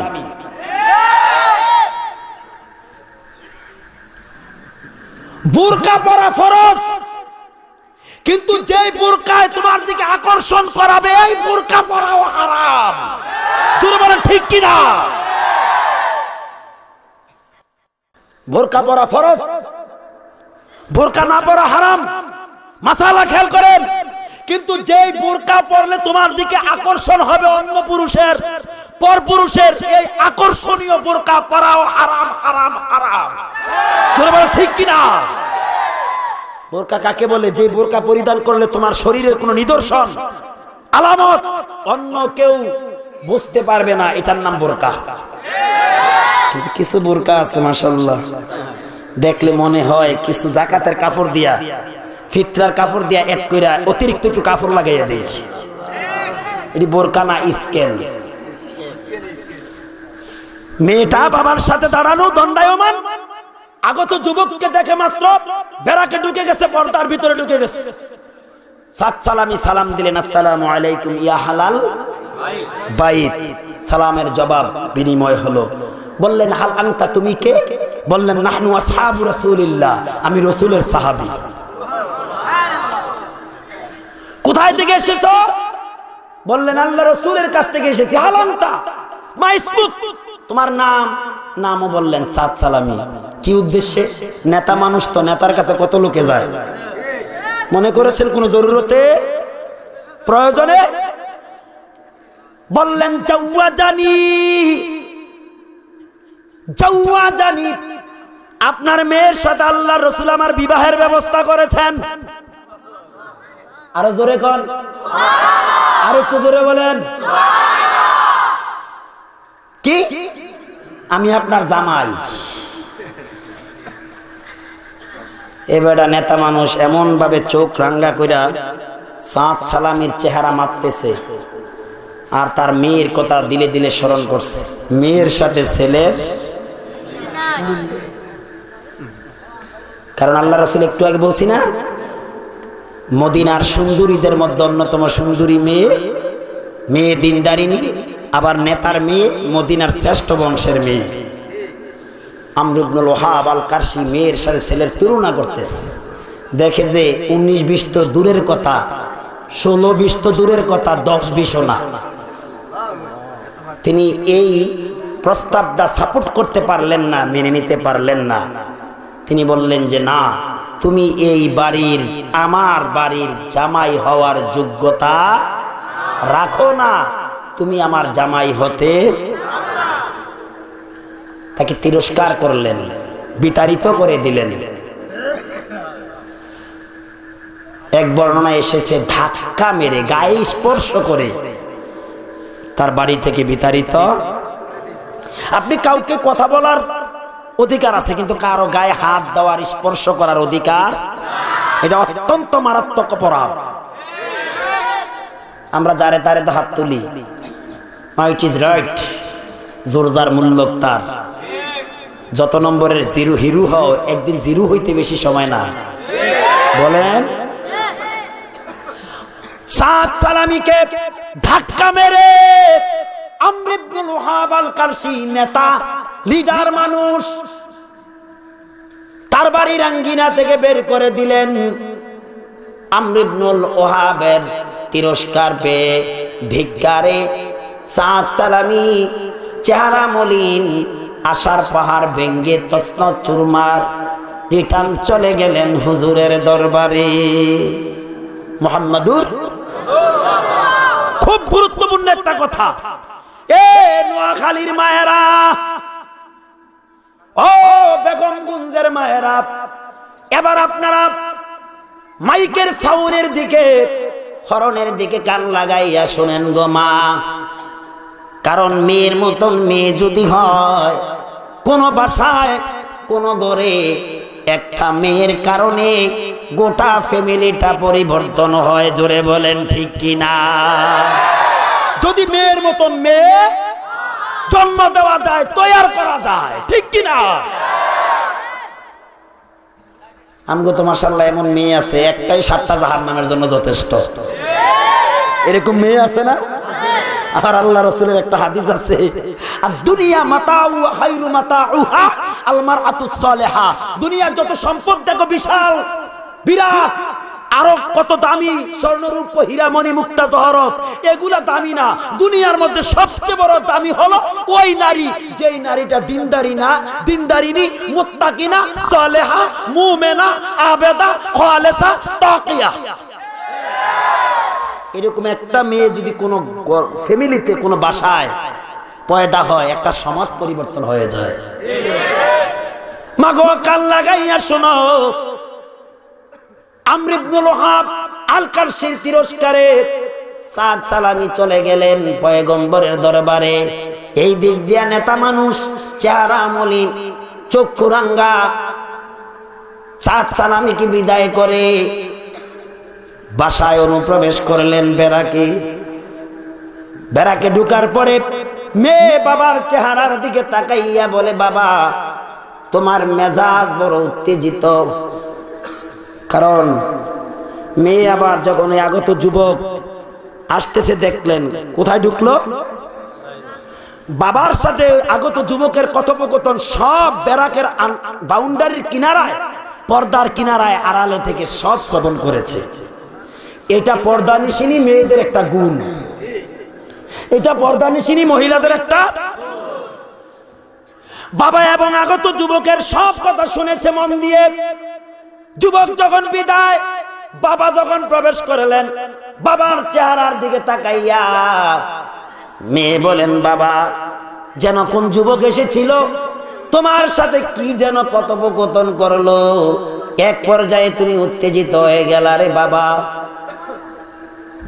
আমর ইবনে ওয়াহাব আল কারশি বলে, মা তুমি আমার ব্লাডের অংশ, আমার রক্ত, আমার কথা বুঝবা। কারণ মেয়েরা আবার বাবা দূরি থাকে, বাবারা দূরিনি। মা তুমি আমার আদরিনী মেয়ে, আমার কলিজার টুকরা।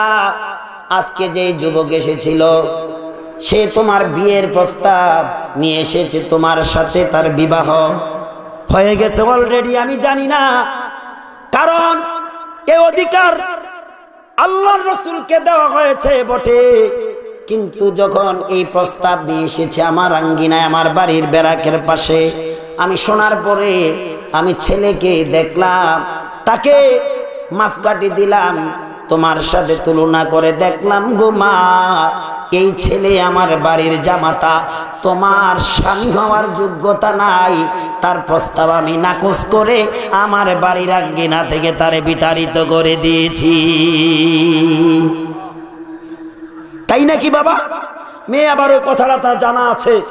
এই ছেলের সাথে ইজাব এবং কবুলের ব্যবস্থা করেছিলেন কে? মুহাম্মাদুর রাসূলুল্লাহ। মেয়ে আবার ওই কথাটা অবগত হলেন, আগেও শুনলেন ছেলের কাছ থেকে, এবার বাবার কাছ থেকে শুনলেন।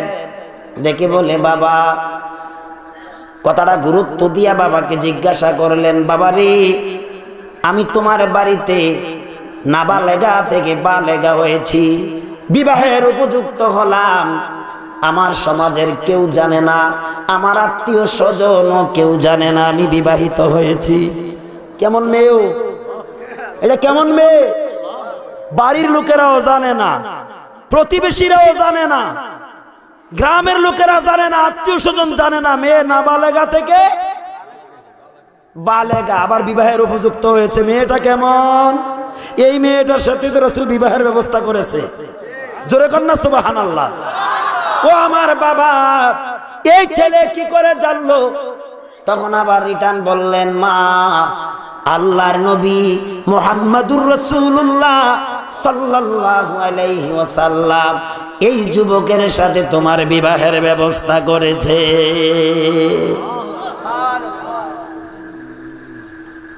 আল্লাহর রাসূল আমার জন্য তাকে চয়েস করেছে, আমার জন্য তাকে স্বামী হিসাবে গ্রান্টেড করেছে, ইজাব কবুলের ব্যবস্থা করেছে। ও বাবা,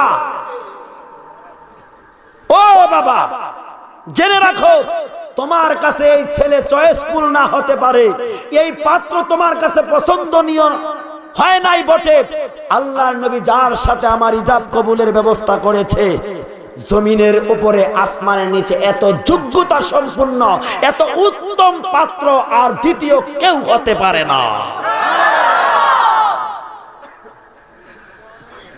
বাবা যাও, তুমি যে অপরাধ করেছো, আল্লাহর নবীর নির্দেশকে তুমি ব্যঙ্গ করেছো, কটাক্ষ করেছো, রাসূলের আনুগত্যকে তুমি ব্যঙ্গ করেছো, যে অপরাধটা অমার্জনীয়। যদি তুমি মার্জনা না নিতে পারো আর এমত অবস্থা যদি তোমার মৃত্যু হয়, জাহান্নাম তোমার জন্য অনিবার্য।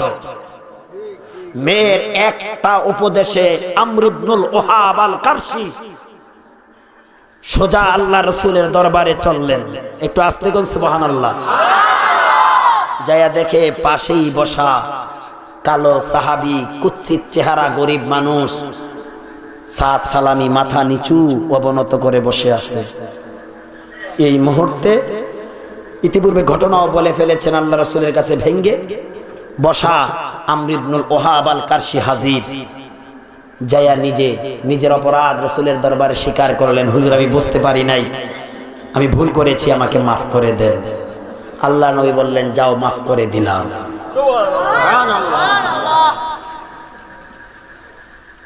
তার ভুল স্বীকৃতি দেওয়া, স্বীকার করে নেওয়াই মানে কি? বিবাহকে বৈধতা দেওয়া, গ্রহণ করে মেনে নেয়া। এটার নাম আনুগত্য, এটার নাম আল্লাহ রাসূলের আনুগত্য।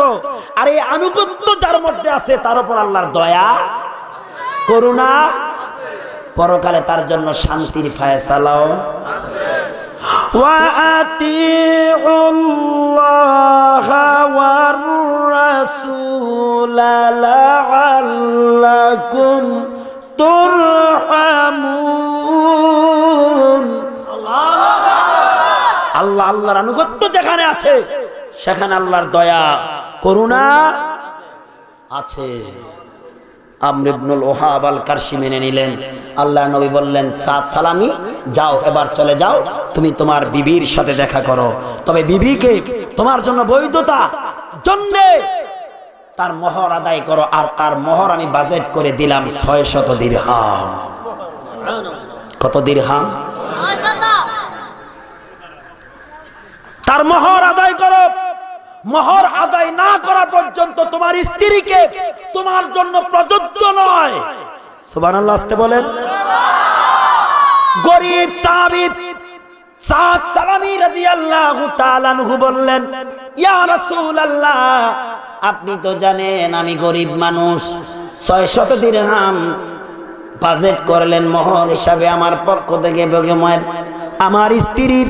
কিন্তু গো রাসূল, 600 দিরহাম তো দূরের কথা, একটা দিরহামও আমার কাছে। আল্লাহ রাসূল বললেন, ইনশাআল্লাহ আমি তোমার মোহরের ব্যবস্থাও করে দিচ্ছি। ও ভাই আরো জোরে কর না সুবহানাল্লাহ। কত বড় কথা! আল্লাহ রাসূলের আনুগত্যে আল্লাহর দয়া, করুণা, দুনিয়াতে সম্মান আছে না নাই? পরকালে কি আছে? জান্নাত। জোরে কোন মারহাবা।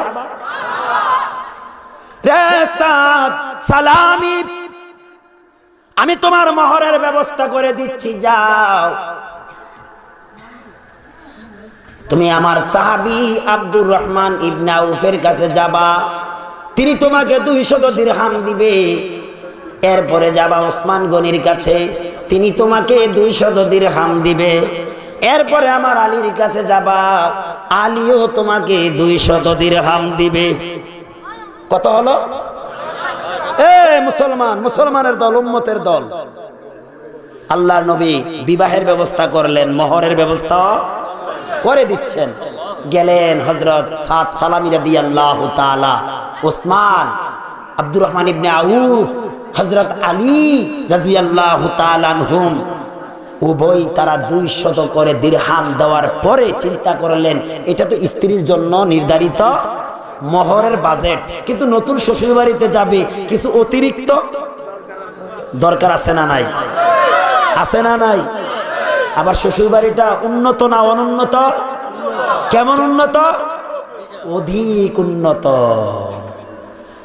তারা আবার নিজের থেকে আল্লাহ রাসূলের ঘোষিত 200 করে দিরহাম দেওয়ার পর অতিরিক্ত আরো 200 করে দিয়ে তার প্রতি দয়া করলেন। কেমন দয়াটা? হাদিস শরীফে আসছে, যদি তুমি কোন ইমানদার ভাইয়ের উপর কোন অপর ইমানদারের উপর দয়া করো, আল্লাহ তোমাকে দয়া করবে। قال رسول الله صلى الله عليه وسلم لا يرحم الله من لا يرحم الناس। পয়গম্বর বলেন, যে ব্যক্তি অপরের উপর দয়া করে না, তার অপর ভাইয়ের উপর দয়া করে না, আল্লাহ তার উপর দয়া করে না। কষ্ট হইতেছে আপনাদের? সময় তো বেশি হয়ে গেছে না? 10টা বেজে যাচ্ছে। ইনশাআল্লাহ মুনাজাত দিয়ে দিবে একটু পরে, কারণ আপনাদের মনের প্রতিকূল কথা আমি বলতে চাই না। কথা শুনতে রাজি আছেন? কে কে রাজি আছেন হাত তুলে দেখাও। আল্লাহ কবুল করেন, বলেন আমিন। শয়তান কিন্তু আমাদের পাশেই আছে, কারণ যাকে ডায়াল করবে জান্নাতের বাগান থেকে বের করে নেবে, কিন্তু ঈমানদারদেরকে ধোঁকা দিতে পারবে।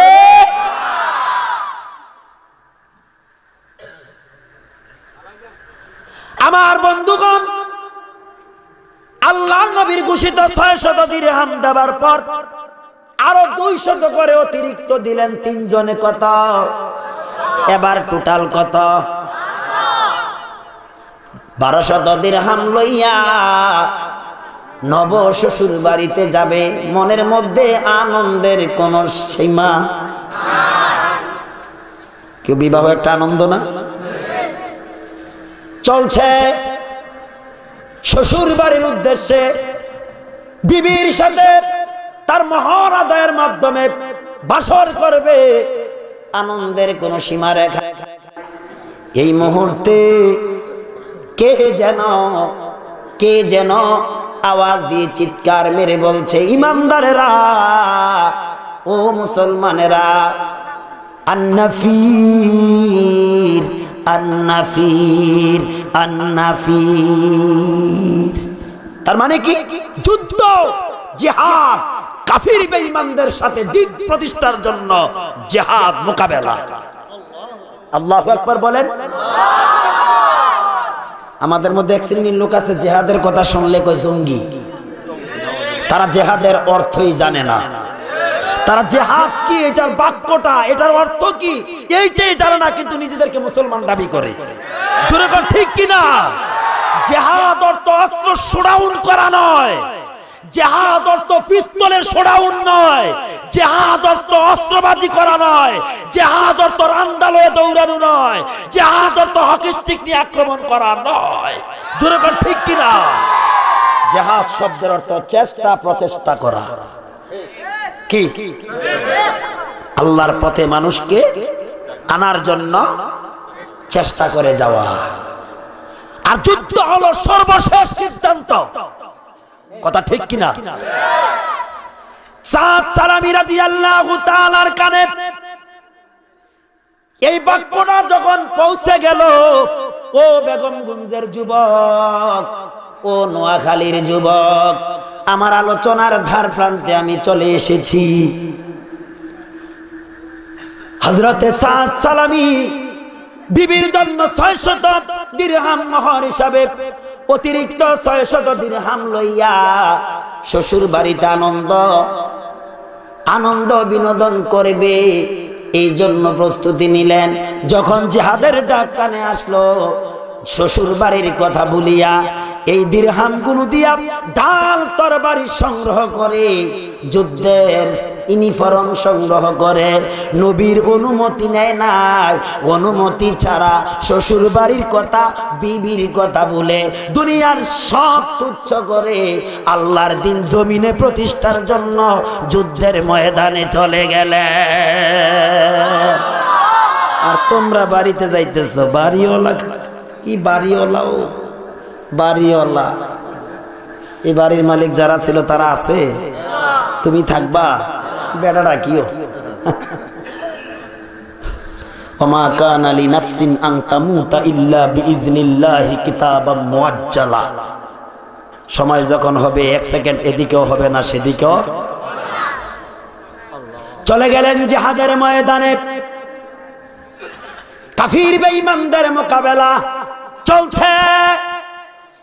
আল্লাহর দ্বীনের মুজাহিদদের লড়াই করতে করতে প্রতিপক্ষকে ঘায়েল করিয়া নিজ আহত হয়ে যুদ্ধের রণক্ষেত্রে পড়ে গেলেন। গলা কাটা কবুতরের মতো ছটফট ছটফট করতেছিলেন। ওই ইমানদারের দল। আল্লাহ কারে ভালোবাসে? এই ধরনের মানুষ যারা, তাদেরকে। আমি বলছি না কোরআন, ইন্নাল্লাহা ইউহিব্বুল্লাযীনা ইউকাতিলুন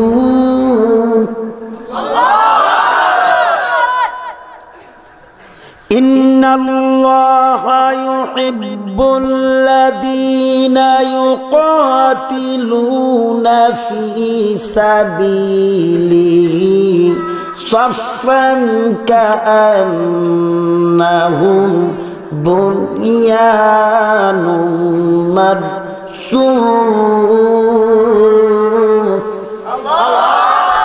আল্লাহ বলেন এই ধরনের লোকদেরকে আল্লাহ ভালোবাসে যারা দলে দলে আল্লাহর রাহে জীবন বাজি রাখে। সাদ সালামী রাদিয়াল্লাহু তাআলা আহত হয়ে যুদ্ধের ময়দানে গলা কাটা কবুতর মুরগির ন্যায় ছটফট ছটফট করতেছে। পাশে দণ্ডায়মান হযরতে আনাস বিন মালিক। হযরতে আনাস রাদিয়াল্লাহু তাআলা সামনে বাড়ালেন যুদ্ধের ময়দানে। ওই আহত যোদ্ধার দিকে অগ্রসর হলেন। এটা কি আমাদের দলের না প্রতিপক্ষের? আগাইয়া দেখে গো, গায়ের রং কালো, কালো বর্ণের চেহারার ফেস কাটিং তেমন ভালো না। ভালো করে দৃষ্টি করে দেখলেন এইটা আর কেউ না, কালো সাহাবী হযরতে সাদ সালামী।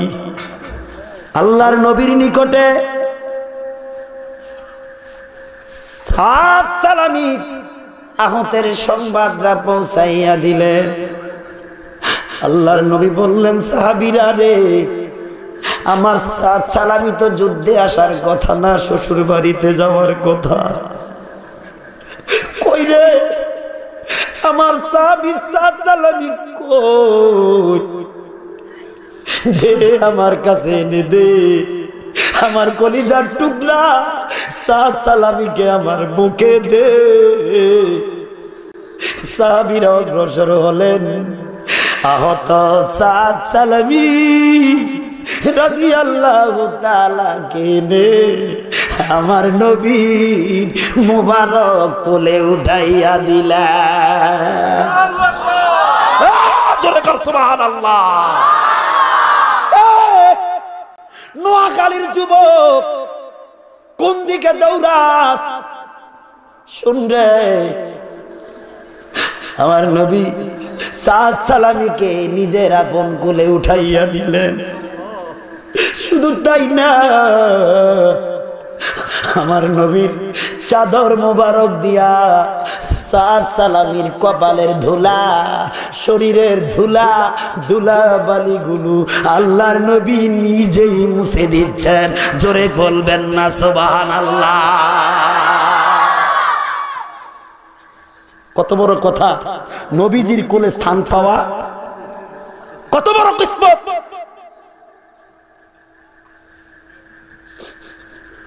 নবীজি ধুলাবালিগুলো মুছে দেয়।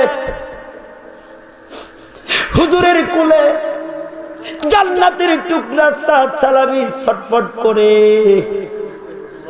এমত অবস্থায় কিছুক্ষণের মধ্যে হুজুরের কোলেই ঢলে পড়ে জীবনের পরিসমাপ্তি, শাহাদাতের তামান্না পান করে।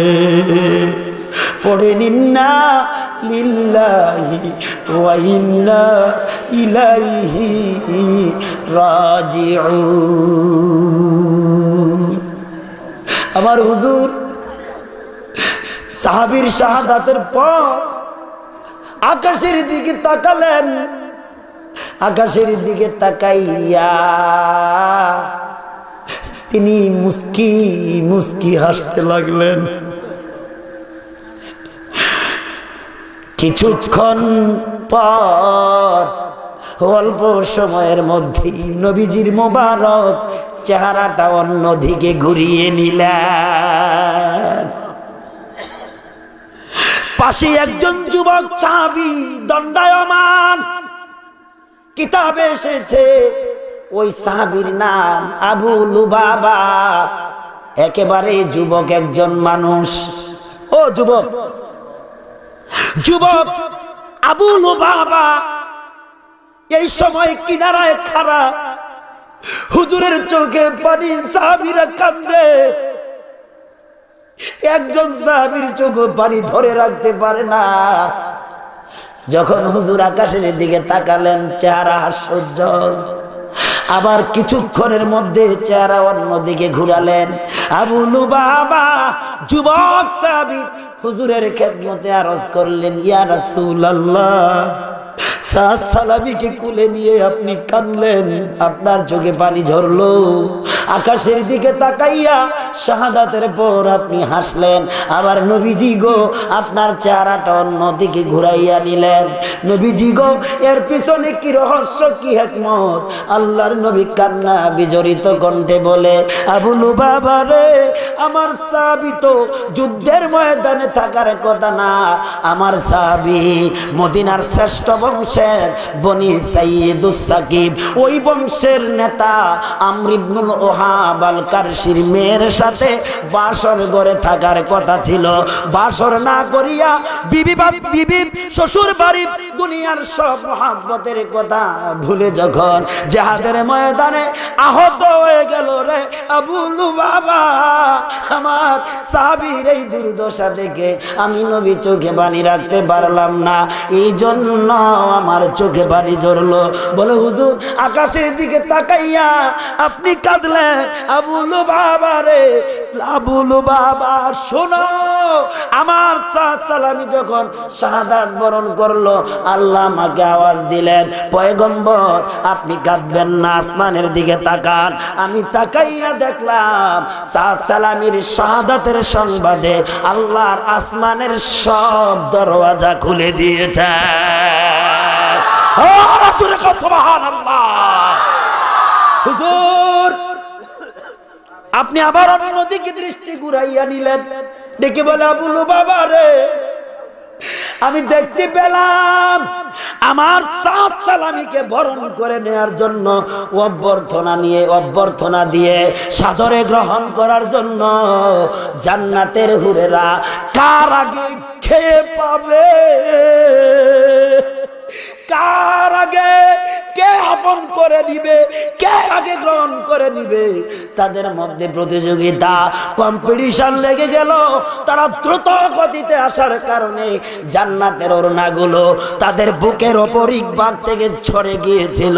এই দৃশ্য দেখিয়া আমি আমার চেহারাটা অন্যদিকে ঘুরাইয়া নিলাম।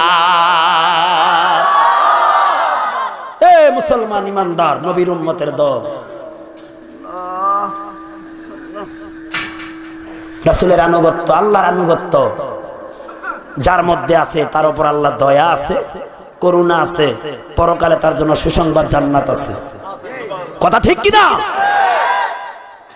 সুতরাং প্রতিজ্ঞা নিতে হবে, পরিকল্পনা নিতে হবে। এখন এই সিদ্ধান্ত নেওয়ার সময়, এই জীবন কোরআন ও হাদিস আল্লাহ আল্লাহ রাসূলের হুকুম মোতাবেক পরিচালনা করতে হবে। ঠিক কিনা? আল্লাহর হুকুমের বাইরে 1 ইঞ্চি পা বাড়ানো যাবে না। যদি তুমি ইমানদার হও, যদি তুমি মুমিন পরিচয় দাও, কোরআন ও হাদিসের বাইরে চলার কোনো এখতিয়ার তোমার নেই। জোরে বলেন ঠিক কিনা? তাহলেই শুধু তুমি ইমানদার বলে পরিচয় দিতে পারবে, মুমিন বলে বিবেচিত হবে। আল্লাহর নবী বলেন, কুল্লু উম্মতি ইয়াদখুলুনাল জান্নাতা ইল্লা মান আবা। সাহাবীরা ও ইমানদারেরা, আমার সকল উম্মত জান্নাতে যাবে ইল্লা মান আবা, তাদেরকে ছাড়া। সাহাবীরা বললেন ইল্লা মান আবা, এরা কারা যারা জান্নাত থেকে বঞ্চিত হবে? নবী বললেন ক্বালা মান আতানি দাখালাল জান্নাহ, যারা আমার আনুগত্য করলো, আমার ইত্তেবা করলো, যারা আমার অনুসরণ অনুকরণ করলো, দাখালাল জান্নাহ, তারা জান্নাতে যাবে। ওয়া মান আসানি ফাকাদ আবা, যারা আমার সুন্নতকে পরিহার করলো, তারা জান্নাত থেকে বঞ্চিত হবে। সিদ্ধান্ত কোনটা নেবেন? সুন্নত ধরবেন না ছাড়বেন? উদাহরণ দিতে যাই বলি, এক যুবক নতুন বিবাহ করেছে, স্ত্রীকে খুব মহব্বত করে। কারে? স্ত্রীকে মহব্বত করা জায়েজ না নাজায়েজ? হ্যাঁ, আল্লাহ রাসূল বলেন তিনটা বস্তু আমার কাছে প্রিয়, স্ত্রী, সুগন্ধি, নামাজ। নামাজ, স্ত্রী, সুগন্ধি। সুতরাং স্ত্রীকে মহব্বত করে এটা রাসূলের সুন্নত বটে। তো অত্যন্ত মহব্বত করতে, একদিন স্ত্রী বলতেছে তোমার কাছে সবেমাত্র বিবাহ বসলাম, তোমার গালের মধ্যে দাড়ি। এই বয়সে মানুষ দাড়ি রাখলে কি বলবে? একটা সন্তানের মাও হইলাম না, তুমি একটা সন্তানের বাবাও হইলা না, এখন দাড়ি রেখা বুড়ো হইয়া গেলা,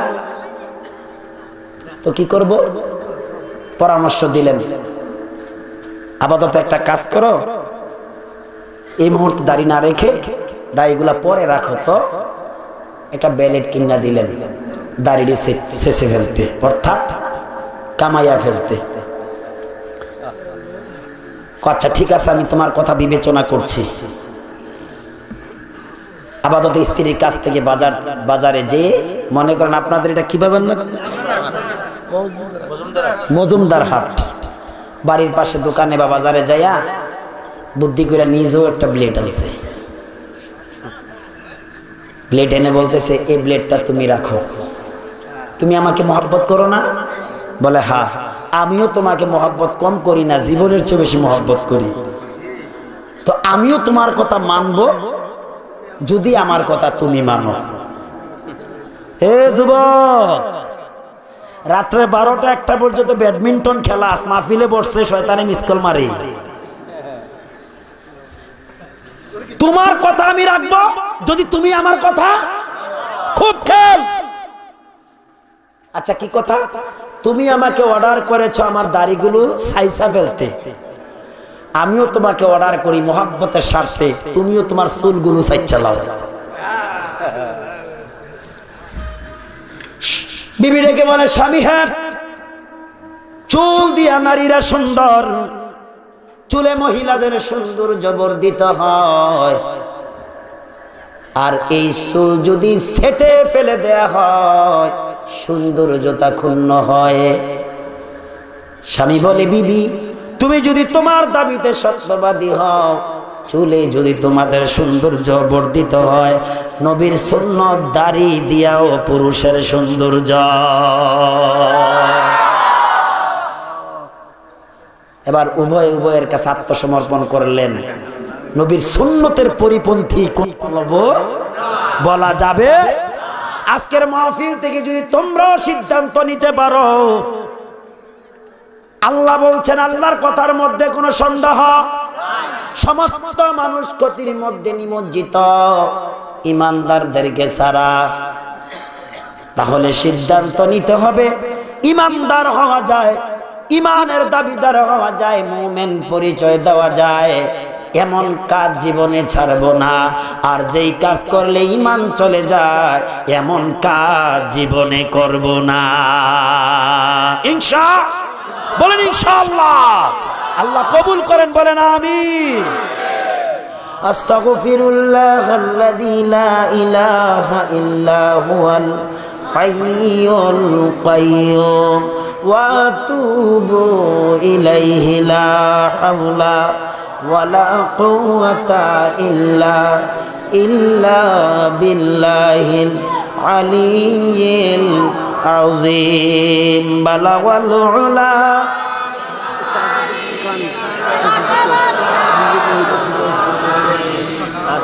হাসনাত জামিউ খাসালিহি صلوا عليه اللهم آمين ربنا ظلمنا أنفسنا وإن لم تغفر لنا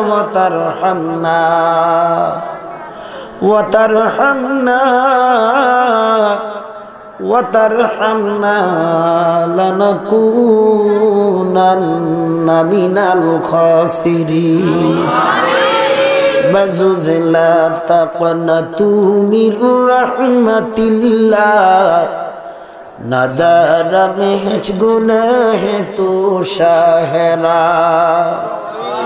गुनाहगार हम गुनाहगार तो रहमान तो रहीम तो गफ्फार या इलाही गर के दरिया गुनाह तुम्ही दानी वक़ुद हस्ती गवाह अल्लाहुम्मा इन्नी ظلمت نفسي ظلما كثيرا ولا يغفر الذنوب إلا أنت فاغفر لي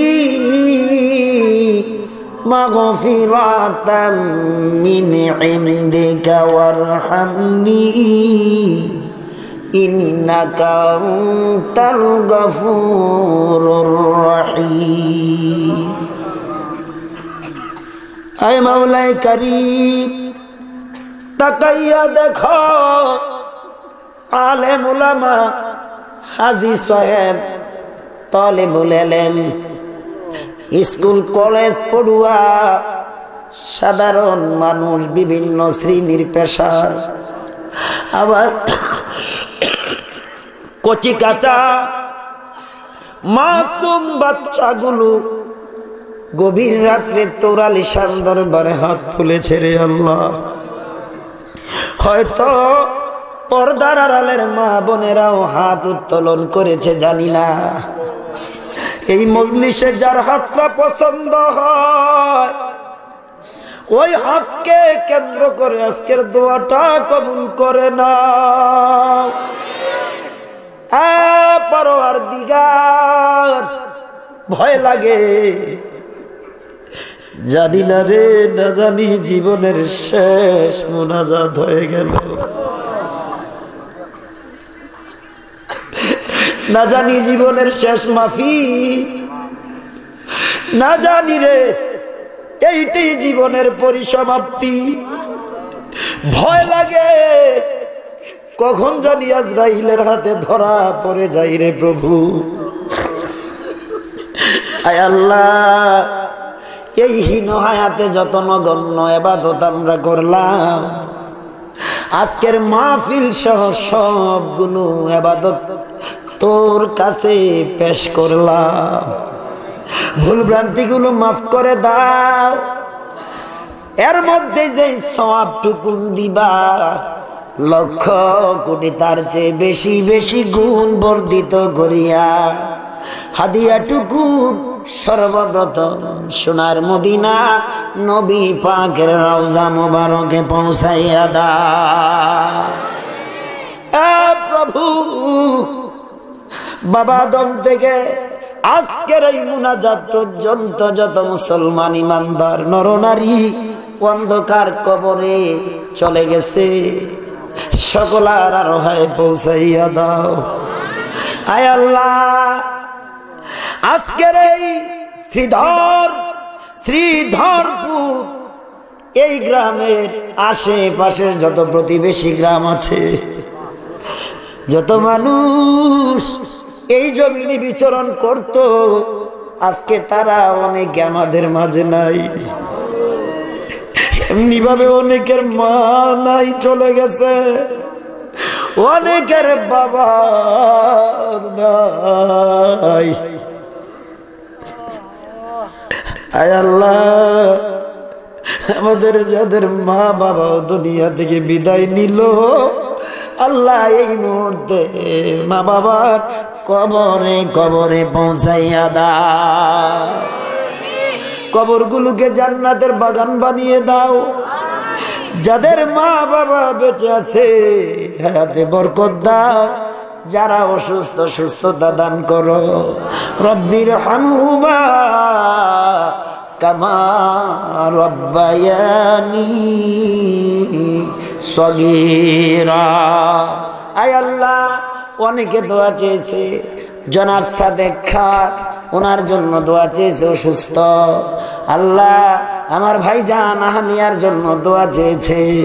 আল্লাহ যার মনে যত আশা আকাঙ্ক্ষা এই কোরআনের মাহফিলের বরকতে সকলার মনের নেক মাকসাদ পরিপূর্ণ করে দাও। আয় আল্লাহ, এই মাহফিল করতে যাইয়া যারা পরামর্শ দিয়ে টাকা পয়সা দিয়ে আজকে গভীর রাত্র পর্যন্ত হাজির হয়ে এই জান্নাতের বাগানকে এত সুন্দর করলো, আল্লাহ আমাদের জীবনটা তোমার কোরআন দিয়া তোমার বন্ধুর সুন্নাত দিয়ে সাজিয়ে দাও। আল্লাহ মা বোনদেরকে আবেদা সালেহা মুমিনা বানিয়ে দাও। আয় প্রভু, সারা পৃথিবীর মুসলমানের আজকে নির্যাতিত, ইমানদারেরা নিষ্পেষিত। হায় আল্লাহ, জালেমদের হাতে জুলুমের শিকার, আল্লাহ মাজলুমদের আর্তনাদ তুমি কবুল করে নাও। হাসবুনাল্লাহু ওয়া নি'মাল ওয়াকিল, নি'মাল মাওলা ওয়া নি'মান নাসির।